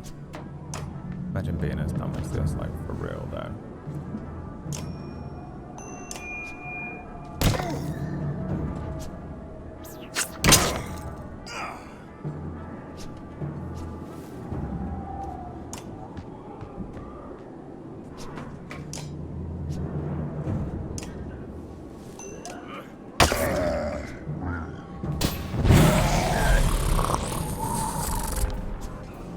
I knew it was gonna happen, but Jesus Christ. Why? It's dead.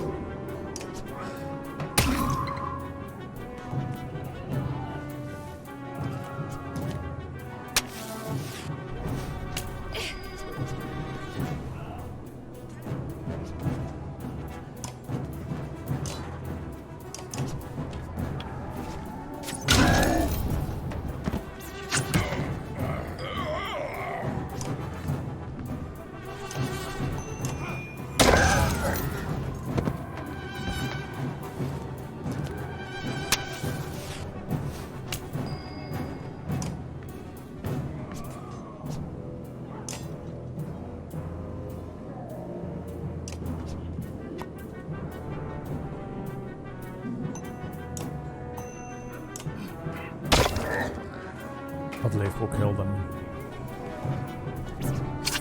Are these bombs gonna go off?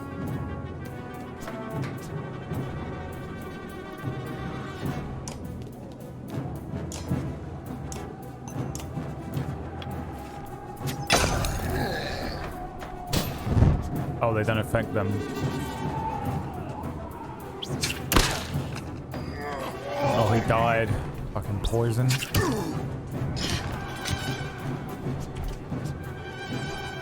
It's Oddleaf versus both of them. And she's poisoned.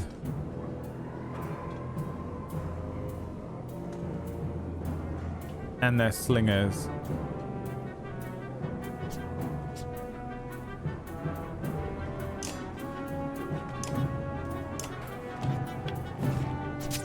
Kill that one at least.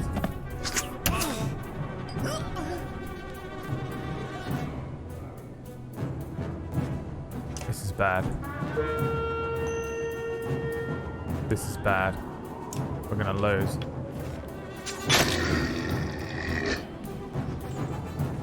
Miss, miss, miss, miss, miss.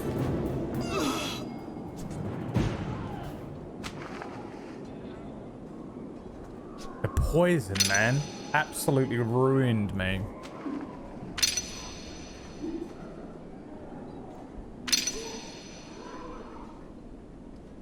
What happens now? Ivan gets killed.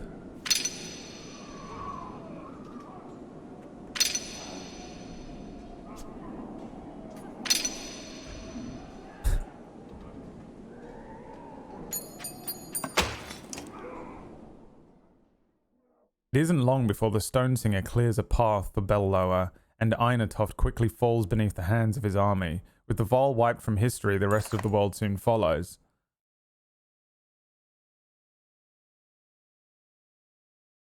We got game over.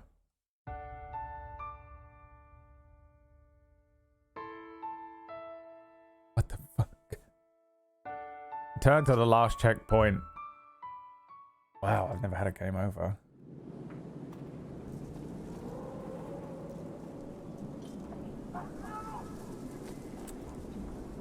Okay.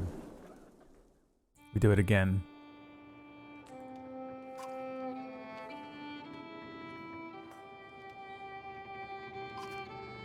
Hi, Lovebot.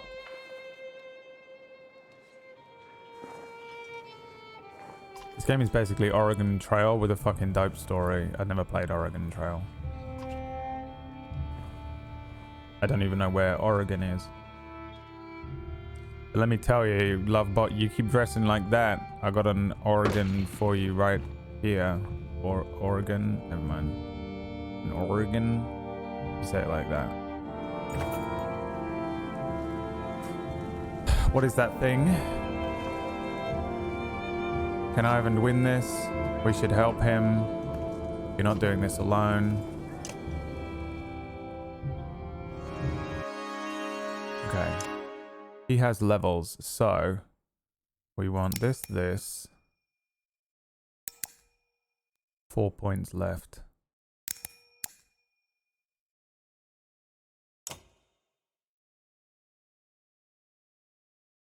I have to spend it on that. Or can I just leave it? Yeah.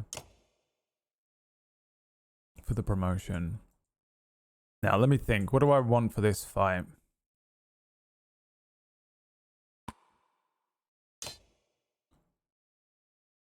Oh, we have to take either. Alright.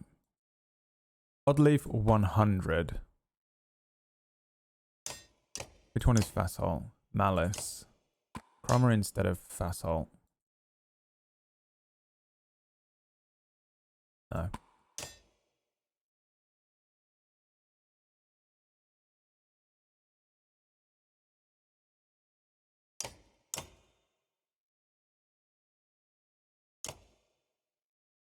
I'm going to take a let.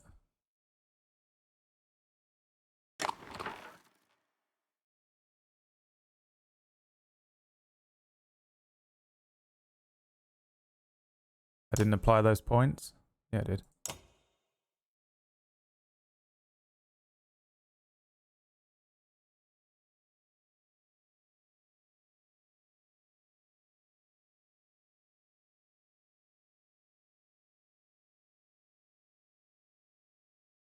I'm honestly tempted to take Hogan instead of Fasalt.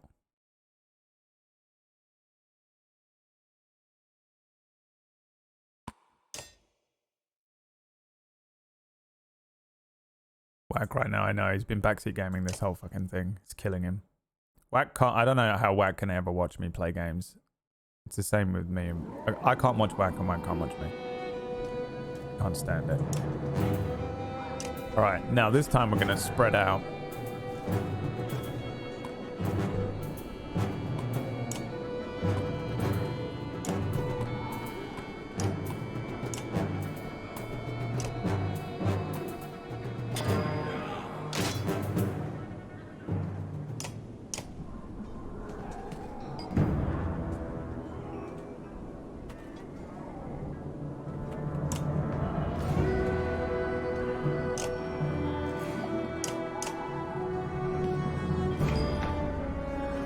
I don't really care about the backseat gaming too much in this game, though. If I'm honest. I'm gonna let them come to me. Wow, their range is pretty good, huh? Oh, he's throwing bombs down.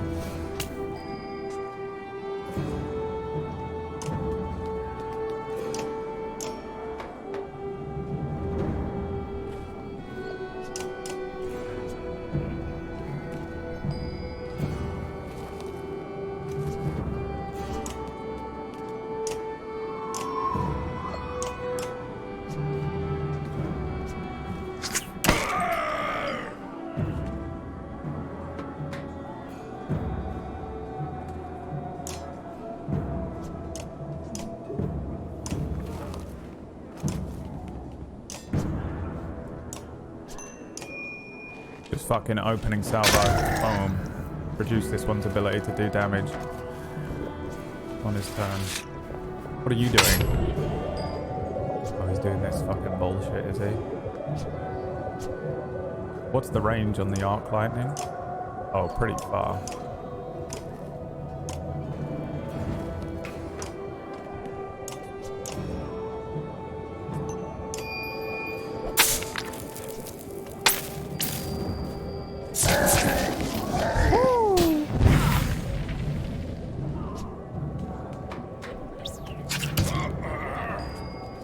Pretty hurt right now.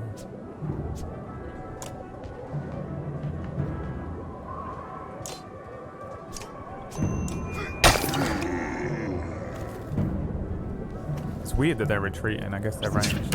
What is he up to? Don't trust it. Alright, the boy's going in.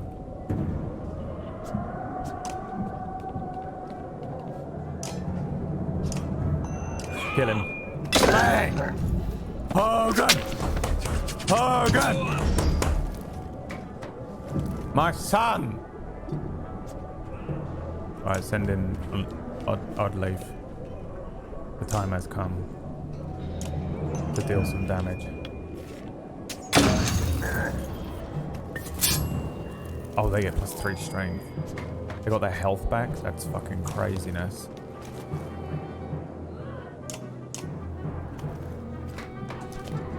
These three are gonna die.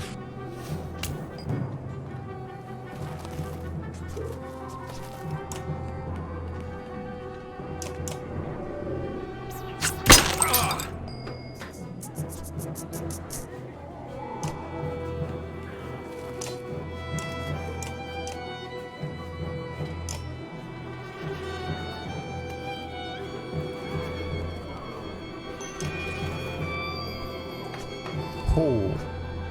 That's cool. All of his armor is back.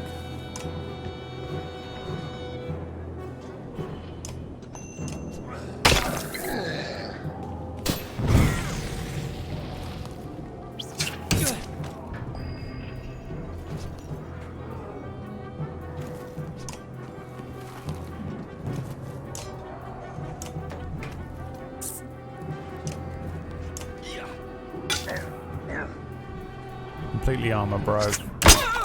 Oh, interesting choice.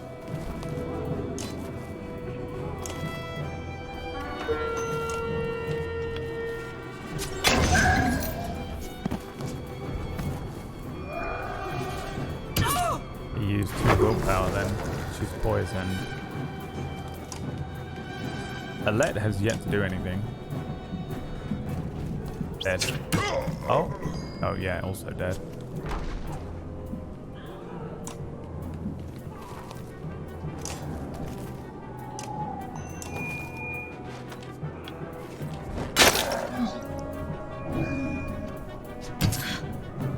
Anarod. Is that your name? Is that how you say it? We may never know. Go on, Ivan. Hogan's down.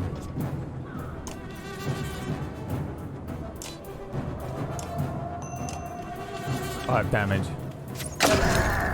His turn. Going after Rook. Interesting. Poison. Rook's taking him out. Pillage turn. He gets a pop. Throwing some bombs. It's going to be no good for him. Arcing some lightning on this bitch.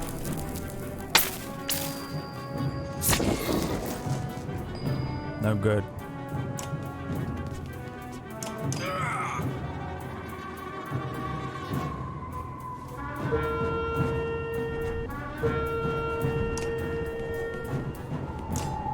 Attack this motherfucker, Rook. Killing it. Bang. Much better. Muchas, muchas. Muchas, muchas.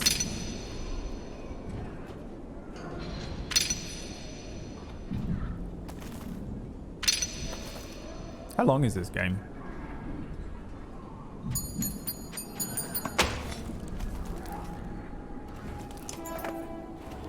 The stone singer falls hard. A howl like a hurricane sweeps across the bridge. The dredge part like a black sea. From their depths steps a crimson behemoth, and a wave of sheer terror hits you like you've never felt before. Bellower. Get the mender out of here, Ivor hisses, and run. Your legs move almost with the will of their own, though you can't pull yourself away from watching what happens next. Oh my god. Ivor?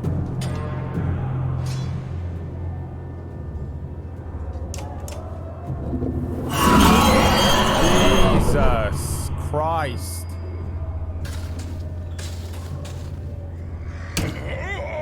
Seven?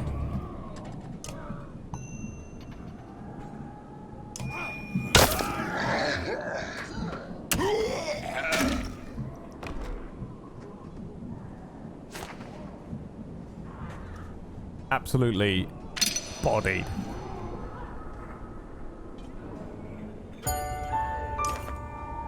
Ivor writhes in agony. His arm torn clean off by the bellower's onslaught. The Sunder raises his weapon for the killing blow. Sunder! Face me! Screams an uncertain Eyvind, stepping back onto the bridge, raising his staff high. Even from here you can see his arm trembling. You feel practically frozen in place watching. What's he gonna fucking do? Go on, son. Go on, son! What the fuck is that? Wait, he summoned it? No. No, he doesn't. Eyvind recoils in terror from the massive serpent that has appeared in the distance, and even Bellower backs away. It leans in close to inspect the two armies, flicks its great tongue, and then indifferently lurches over the mountainside and out of sight. The dredge are a knot of confusion. Some cower, others crouch in what looks like worship. Hakon orders above the din.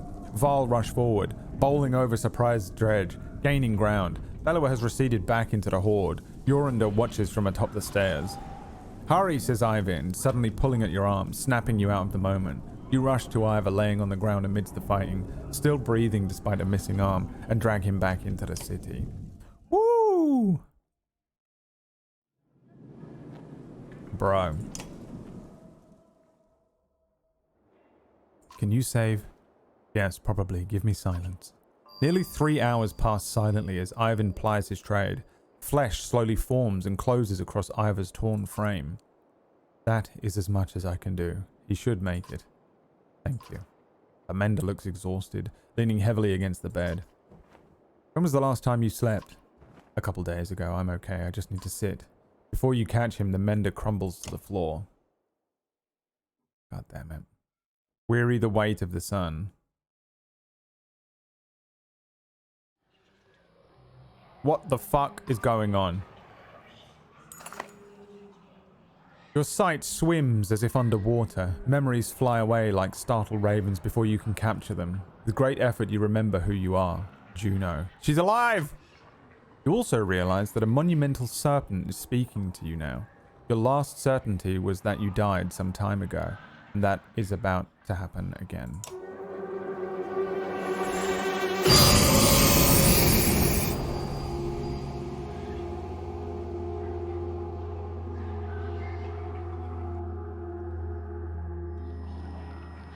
Frustrating. You are slow to understand the serpent. It speaks in a language that recalls very ancient memories of words you learned long ago. If you are not going to die, I suppose we must speak instead. Who are you? My name is Juno. You are Juno? It means nothing to me. Maybe I have asked the wrong question. What are you? What is your purpose? I am a mender. Mender? Ah, Valka. Now the picture is forming. Do you know me, Valka?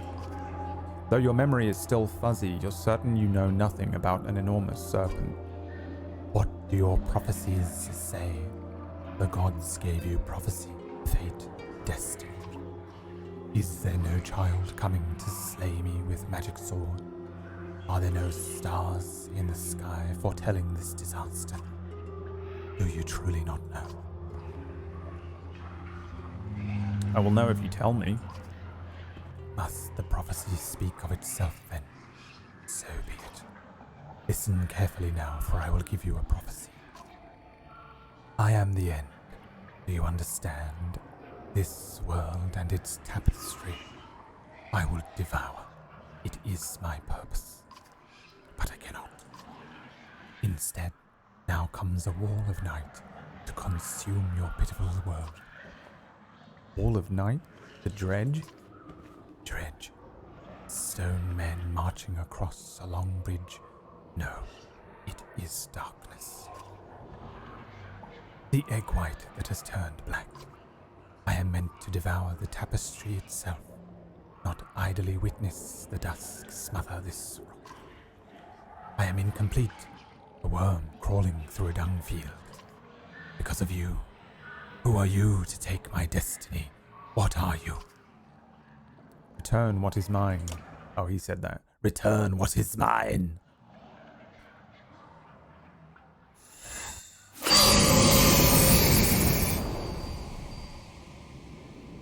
Ivind. Juno? You're alive? You're alive? How? Where are you? Wait, where am I? Asleep, I presume. Or unconscious. I am in Ridgehorn, I think. A serpent was trying to kill me. Now I'm talking to you. Time is moving strangely. I've lost swaths of memories. But I found you, for a short time at least. The serpent said something about a long bridge, so I took a guess. It came after you? We saw it at Einatoft. Are you okay? It tried to turn me to ash after we spoke. I'd be surprised if that's the last we've seen of it.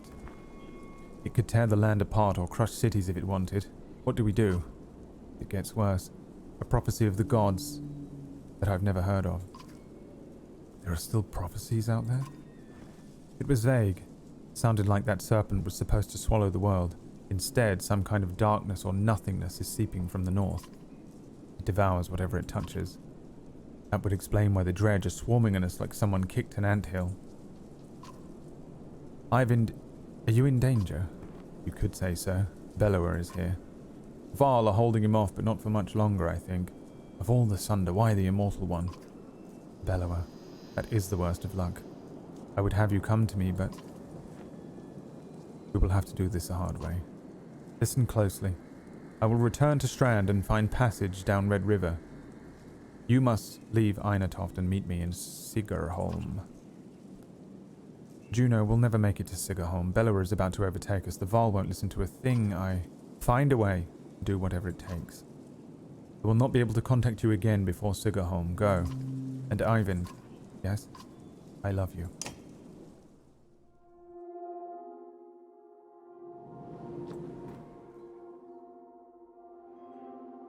You've spent a lot of time next to him since he passed out. Just keeping an eye on him. It's not like that, Dad. He saved Ivor. He might save the rest of us. Can he hear us? He just moved. How long was I? We were out for a couple days. How do you feel? Juno. She's alive. I need to meet her in Sigerholm. Hold on, slow down. Who's Juno? She's my mentor. On the Meddler Council, she contacted me. Contacted you how? She's not like most menders. What happened here since I passed out? The Varl are holding the dredge back just barely. Bellower has disappeared. Ivor is still out of it. Jorunda sent Hakon Ludin and a couple of hundred Varl away to Aberrang, and I don't know how long we'll be able to hold out here. Rook, I need your help. Take me to Sigerholm. Juno is going to meet us there. Sigerholm? That's going to be a week away, at least. And just abandon Einatoft? Maybe, or... No, I could destroy that godforsaken bridge myself. That would destroy the immediate threat, but Jorunda will never agree to it. I need to understand a few things, Eyvind. What do we do about Bellower? What's going on around here? Is the serpent Bellower? That's all I want to know. Look, I know things are... It's a long story. How well do you know history? We're from a very small town in the woods. I'll keep it short. You know how Men and Varl were made? The Loom Mother, the other gods? In the First Great War, the armies of Men and Varl hated each other. They fought bitterly for land and dominance. Then, one of the gods created the Dredge. And they were such a threat that unless the Men and Varl set aside their differences, they threatened to wipe out both races. So they did. They ended the war, pushed the Dredge into the north, and formed an alliance that has ever since held. The Second Great War began generations later. The Dredge rallied their forces, defeated the Varl who watched the borders, and laid waste to unsuspecting settlements throughout the world. They were led by Sunder, powerful Dredge warlords and weavers, like Bellower. He was there in the Second Great War. Humanity was on the brink of extinction when the inner circle of Menders went forth and finally sent the Sunder and the Dredge deep underground. For the most part, the Dredge haven't tried to return since. Well, until now. Those Menders were called Valko. Juno wasn't there herself, but she's from their bloodline. So another great war has begun. If I didn't think the world was ending, it would be incredible. Ancient history is playing out before us. What about the serpent?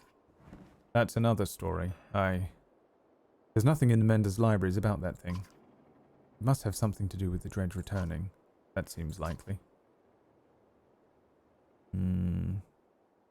How would you collapse the bridge? Not by myself. I could blast it apart, but the bridge wasn't made to fall. It'll take time and concentration. That's why I need your help. And the Varl will try to stop me. It could mean holding off both the Dredge and the Varl. Why won't the Varl King destroy the bridge? I can't completely understand it myself. The last time I mentioned it, he made his mind very clear. He'll let the city and the rest of the world fall before that damned bridge. What do we do about Bellower? I can't stop him, but I believe Juno can. That's why we need to go. We could just leave. Let the Varl die to give us a head start. It's not my first choice. I've done everything I can on my own. I need time to think about this. There has to be some way to... I can't believe the Varl would be so stubborn. Speak to Jorunda yourself. He's in the Great Hall. Maybe you'll have more luck. Or maybe he'll put your head on a spike. Rook, I hate to put all this on your shoulders, but I've got few friends here. Come to a decision quickly. Either way, we can't stay. We have to make it to Sigerholm. Juno will know what to do. It's so much reading, dude. I can't even put that much effort into it because it'll exhaust me. Like most people just have general posh voice. General posh fantasy voice. It's a week away, so we need 4 days of supplies.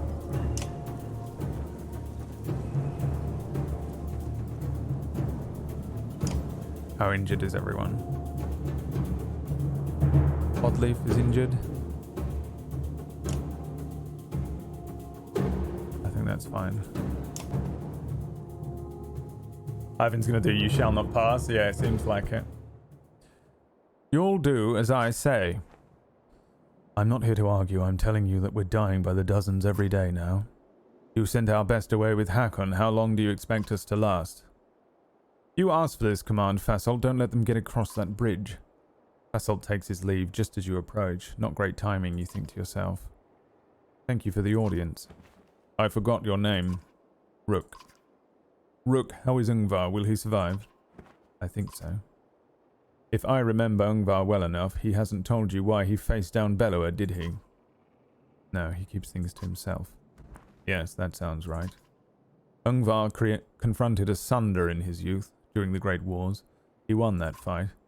None other but the Menders have done that. He proved us stronger. Maybe he thought to do it again. Ivar killed a Sunder. How did he end up in Skoga? You'd have to pry that from him yourself. I don't know. He disappeared when the last king tried to name him Kenda. It occurs to you that Yorander would not be on the throne had that happened. But why are you here, Rook? Be brief.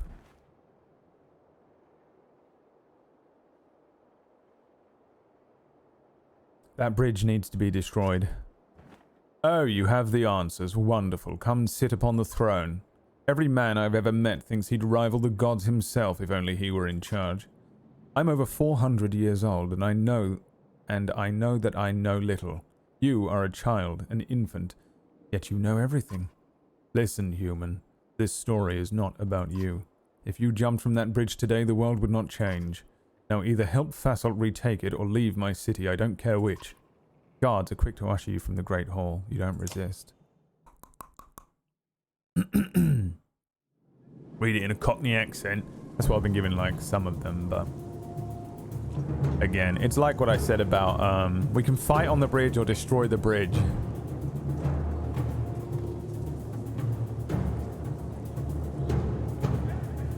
I feel like we need to destroy the bridge. But also... Oh, or leave.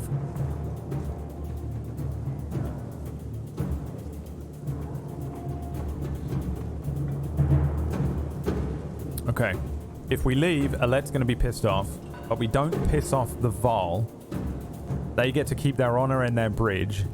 He is 400 years old. There is obviously a reason they need the bridge to stand. If we fight on the bridge, we're going to die. We're going to lose people. And I agree that Ivan should be listened to. I actually think we should leave. It's not slinking away. We're just leaving them to do what they want. This is what they want. Their king demands it. They have some sort of reason. It's like... Maybe it's just honorable, or there's some reason for this bridge. There's something about the bridge. Destroying the bridge does mean that we take it out of their hands and they live to fight another day, but... I'm gonna leave. I'm just gonna leave. Ivan sighs in frustration when you agree to pack up and leave, slamming his fist against a wall. Are you certain you'll not help me on the bridge? Listen, an entire race is about to be wiped out. I know they haven't been very cooperative. He looks at you in the eyes. But we can't take this lightly. Do we really abandon them to history? We'll extend the offer, but we have to go. There is a silence between you for a long moment. All right, Ivan finally says. Get Ivor and your caravan ready. I'll speak with Yorander. Soon he returns, shaking his head. You know Yorander refused any offer to flee. I won't be coming with you, says Crummer. They've put Fasalt in charge of the warriors here. He'll need help. Gods, we all will. Give Ungar my regards. The giant returns to his warriors. They send some Val with you, a few volunteers or those wounded on the bridge. You begin the long trek to Borsgard with a crippling ache in your heart. You've got 38 Val. Chapter 6, of our bones, the hills. Ooh, that's a nice line. Moral declined. And away we go.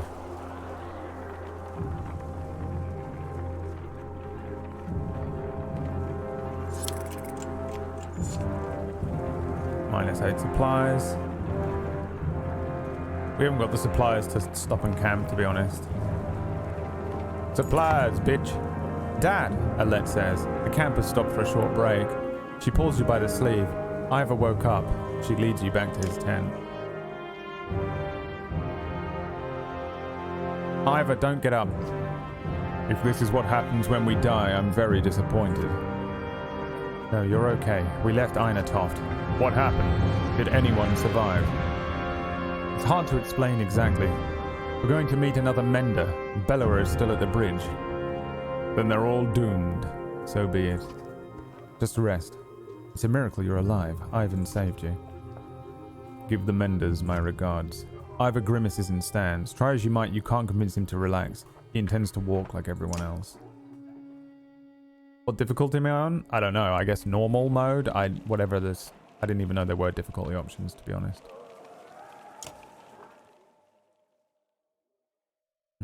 Still injured. Nothing I can do.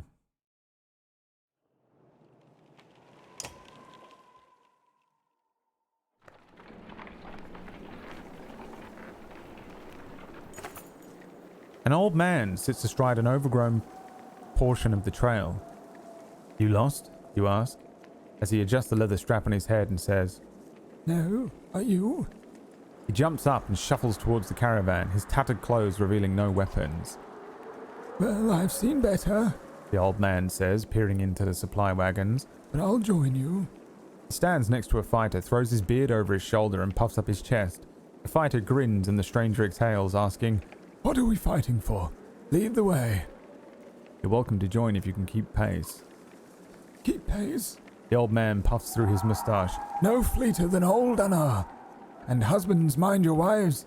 I'm cursed with the golden tongue, not silver. The caravan enjoys a good laugh as they start moving once again. Is he an actual fighter?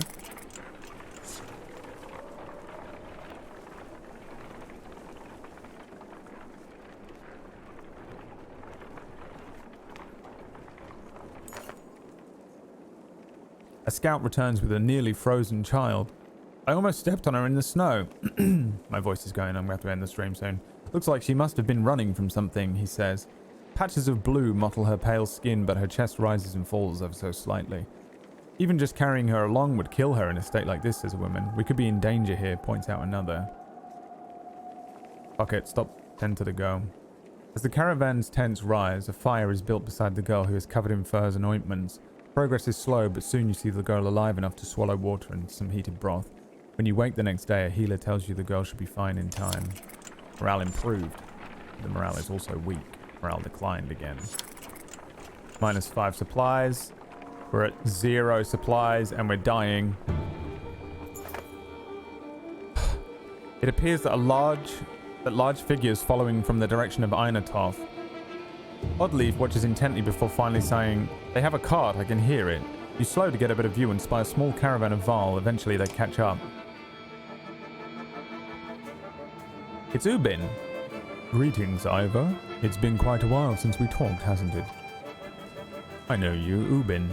Never imagined you to be one defying the king. What made you leave? Someone had to. What do you mean? Bellower is heading this way. Already? How is that possible? A group of Val from Wormtoe showed up around the back of Einatoft, the long way. Bellower and his army chased them across the summer path, they said. Past Wormtoe? That doesn't make sense. Bellower was at the bridge. He must have doubled back after that serpent appeared. While we fought on the bridge, he led half his forces around to approach Einatoft from behind. The attack on the bridge was a feint?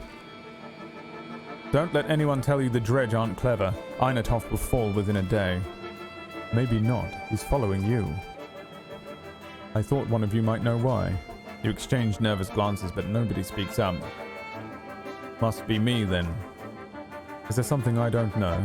That's quite a grudge he's holding if he's coming for you, Ivor. It doesn't matter. Our only chance is to get to Sigarholm. Juno will know what to do. We'll join you. I come bearing supplies and warriors who would be happy to kill a dredge or two, I believe. Oh, 40 supplies. Thank Lord.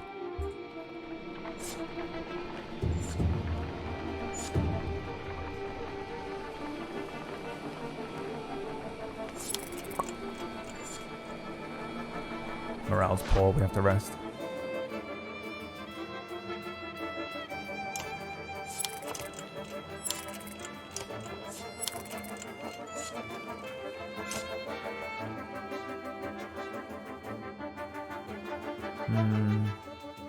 The old man isn't one of them, is he? He's just a normal fighter.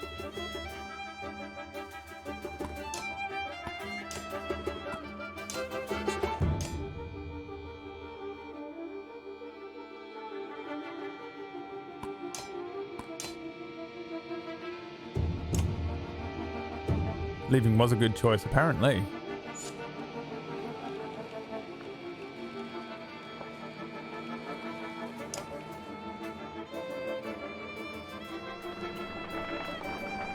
Ivor's abilities have changed? Oh, too late. The caravan stops at a split in the road. Ahead, the path leading to Sigerholm rears off into the hills, which are now swimming with familiar black shapes.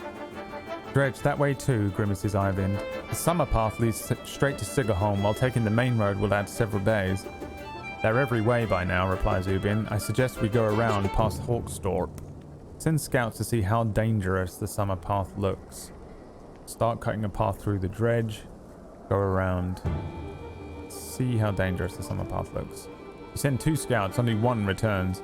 I'll put it this way, he says. We're not getting through that way. It's like they're emerging from the rock itself. Fine, we'll have to take the main road. It means the fucking Bellower's going to catch up with us though, doesn't it?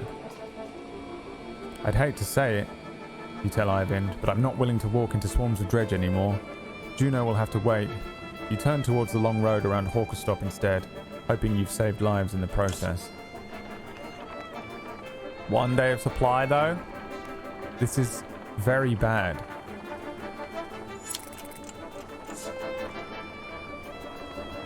Is that a town? 8 clansmen just died. The sounds of a skirmish alert you to a Varl surrounded by half a dozen armed fighters. One man spots you and shouts, "Leave us to our business. This Varl killed my father without reason." Varl is about to respond when a man attacks. The giant swats the blade aside and silently watches for the next assault. Let us hear what the Varl has to say. The Varl shrugs as if unconcerned, saying, "This one's father died and I had a business deal. He lied.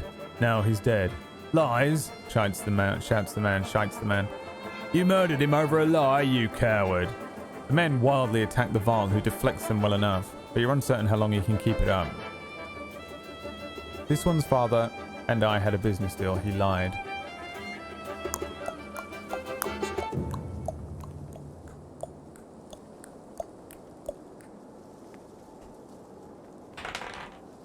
Defend the Varl. Ivor, you say. It was a natural 1, by the way. Ivor, you say. We could use any Varl with a good sword arm, couldn't we? He nods, readying his weapon. The men immediately back off, the prospect of fighting your entire army suddenly unappealing. They watch from a distance, shouting obscenities and something about injustice. The Varl turns towards you. "Didn't need the help. But if I'm going to travel, it may as well be in the company of other Varl." He falls in line with the others and you return to travel. +1 Varl. Morale improved. +5 renown. Moral declined. -3 fighters. -8 clansmen. -2 Varl. You enter a village of miners who want to know what has been happening recently between the rumblings of the quake and the sightings of dredge in the distance. As you look around, you see a lot of elderly and children, and know that these people will only be more mouths to feed. Let them make their own decision. You welcome anyone who wishes to join Caravan. Many do, while others choose to stay in their homes and see things through. You wish them luck. Yeah. Let's buy up as much supplies as we can get. 7 days worth. Can't be more than 7 days to the next spot.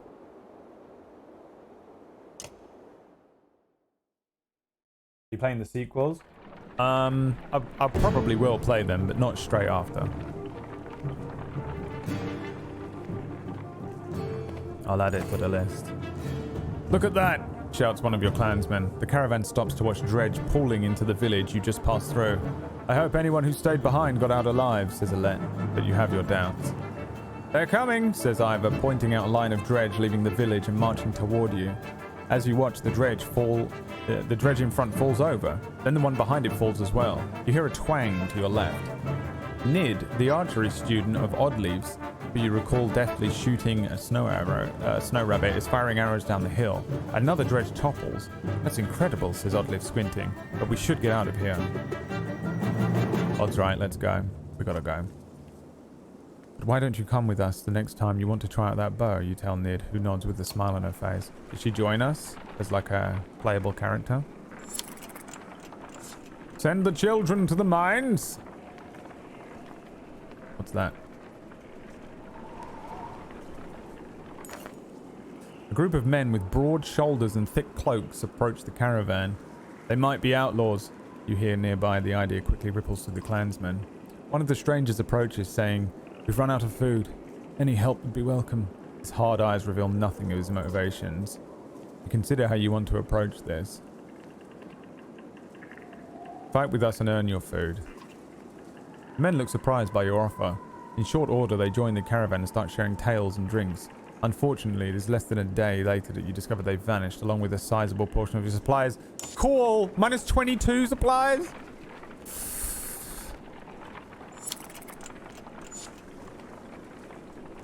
Uh-oh.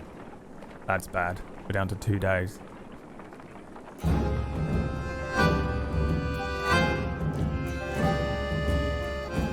Oh, a godstone. This is going to be cool as we go past this. Watch.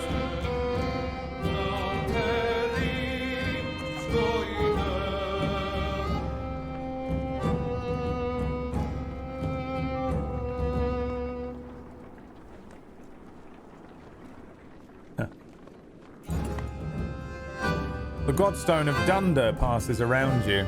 In the frozen climates here, it looks like the rock has split and is falling apart, held together only by the deep snow. Curiously, when standing between the stones, the wind drops off completely, picking up again once you've passed through. I almost wonder if we should rest here for the night, says Ivor, who seems to have noticed the same thing. With all the snow around it, Dredge might not even be able to find us. Stay here overnight. You walk around the camp before settling in. Along each strand of Dunder's massive beard is carved a different part of his story, and when you turn your head to and fro to read it, while the Loom Mother, who was the first to create, she soon found a counterpart in Dunder, who embodied her ideals in a masculine form. Dunder took some of her creations, gave them beards, and showed them the secrets of smithing, though many remember him just as fondly for teaching them games and the songs of mirth. As the camp settles in, you notice a group of boys huddled around something. They show you an offering box, carved into the godstone itself. The box is an elaborate construction of interlocking pieces which slide around when touched. We can't get it open, they tell you. It's like a puzzle. Try and open it. The boys take turns working out the puzzle and give you tips when it's your turn, even though you don't seem to make much progress. Eventually they leave to sleep until it's just you and a couple of other determined youngsters keep working on the puzzle box. It's hard to know how long you spent sliding around the smooth puzzle pieces, but when people begin emerging from their tents, you know you're in trouble. Exhausted from a long sleepless night. Worse still, the box remains closed as you shuffle wearily along and leave with the caravan. I knew it! I knew it! This is what I do in D&D all the time. I tempt people. I'm like, oh, you're going to go and break into this thing that you shouldn't morally break into, and because you want loot? You're going to loot this thing? Loot before life, baby. Consequences. Gamer moment. Gamer word.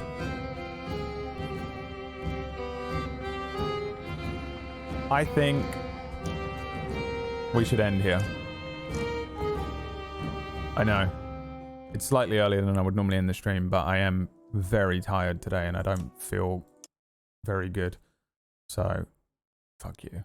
I do what I want. How about, fuck you, I do what I want.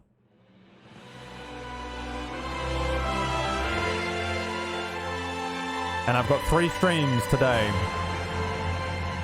Remember, tune into Kingmakers on Table Story tonight, 9 p.m. UK time, which is 4 p.m.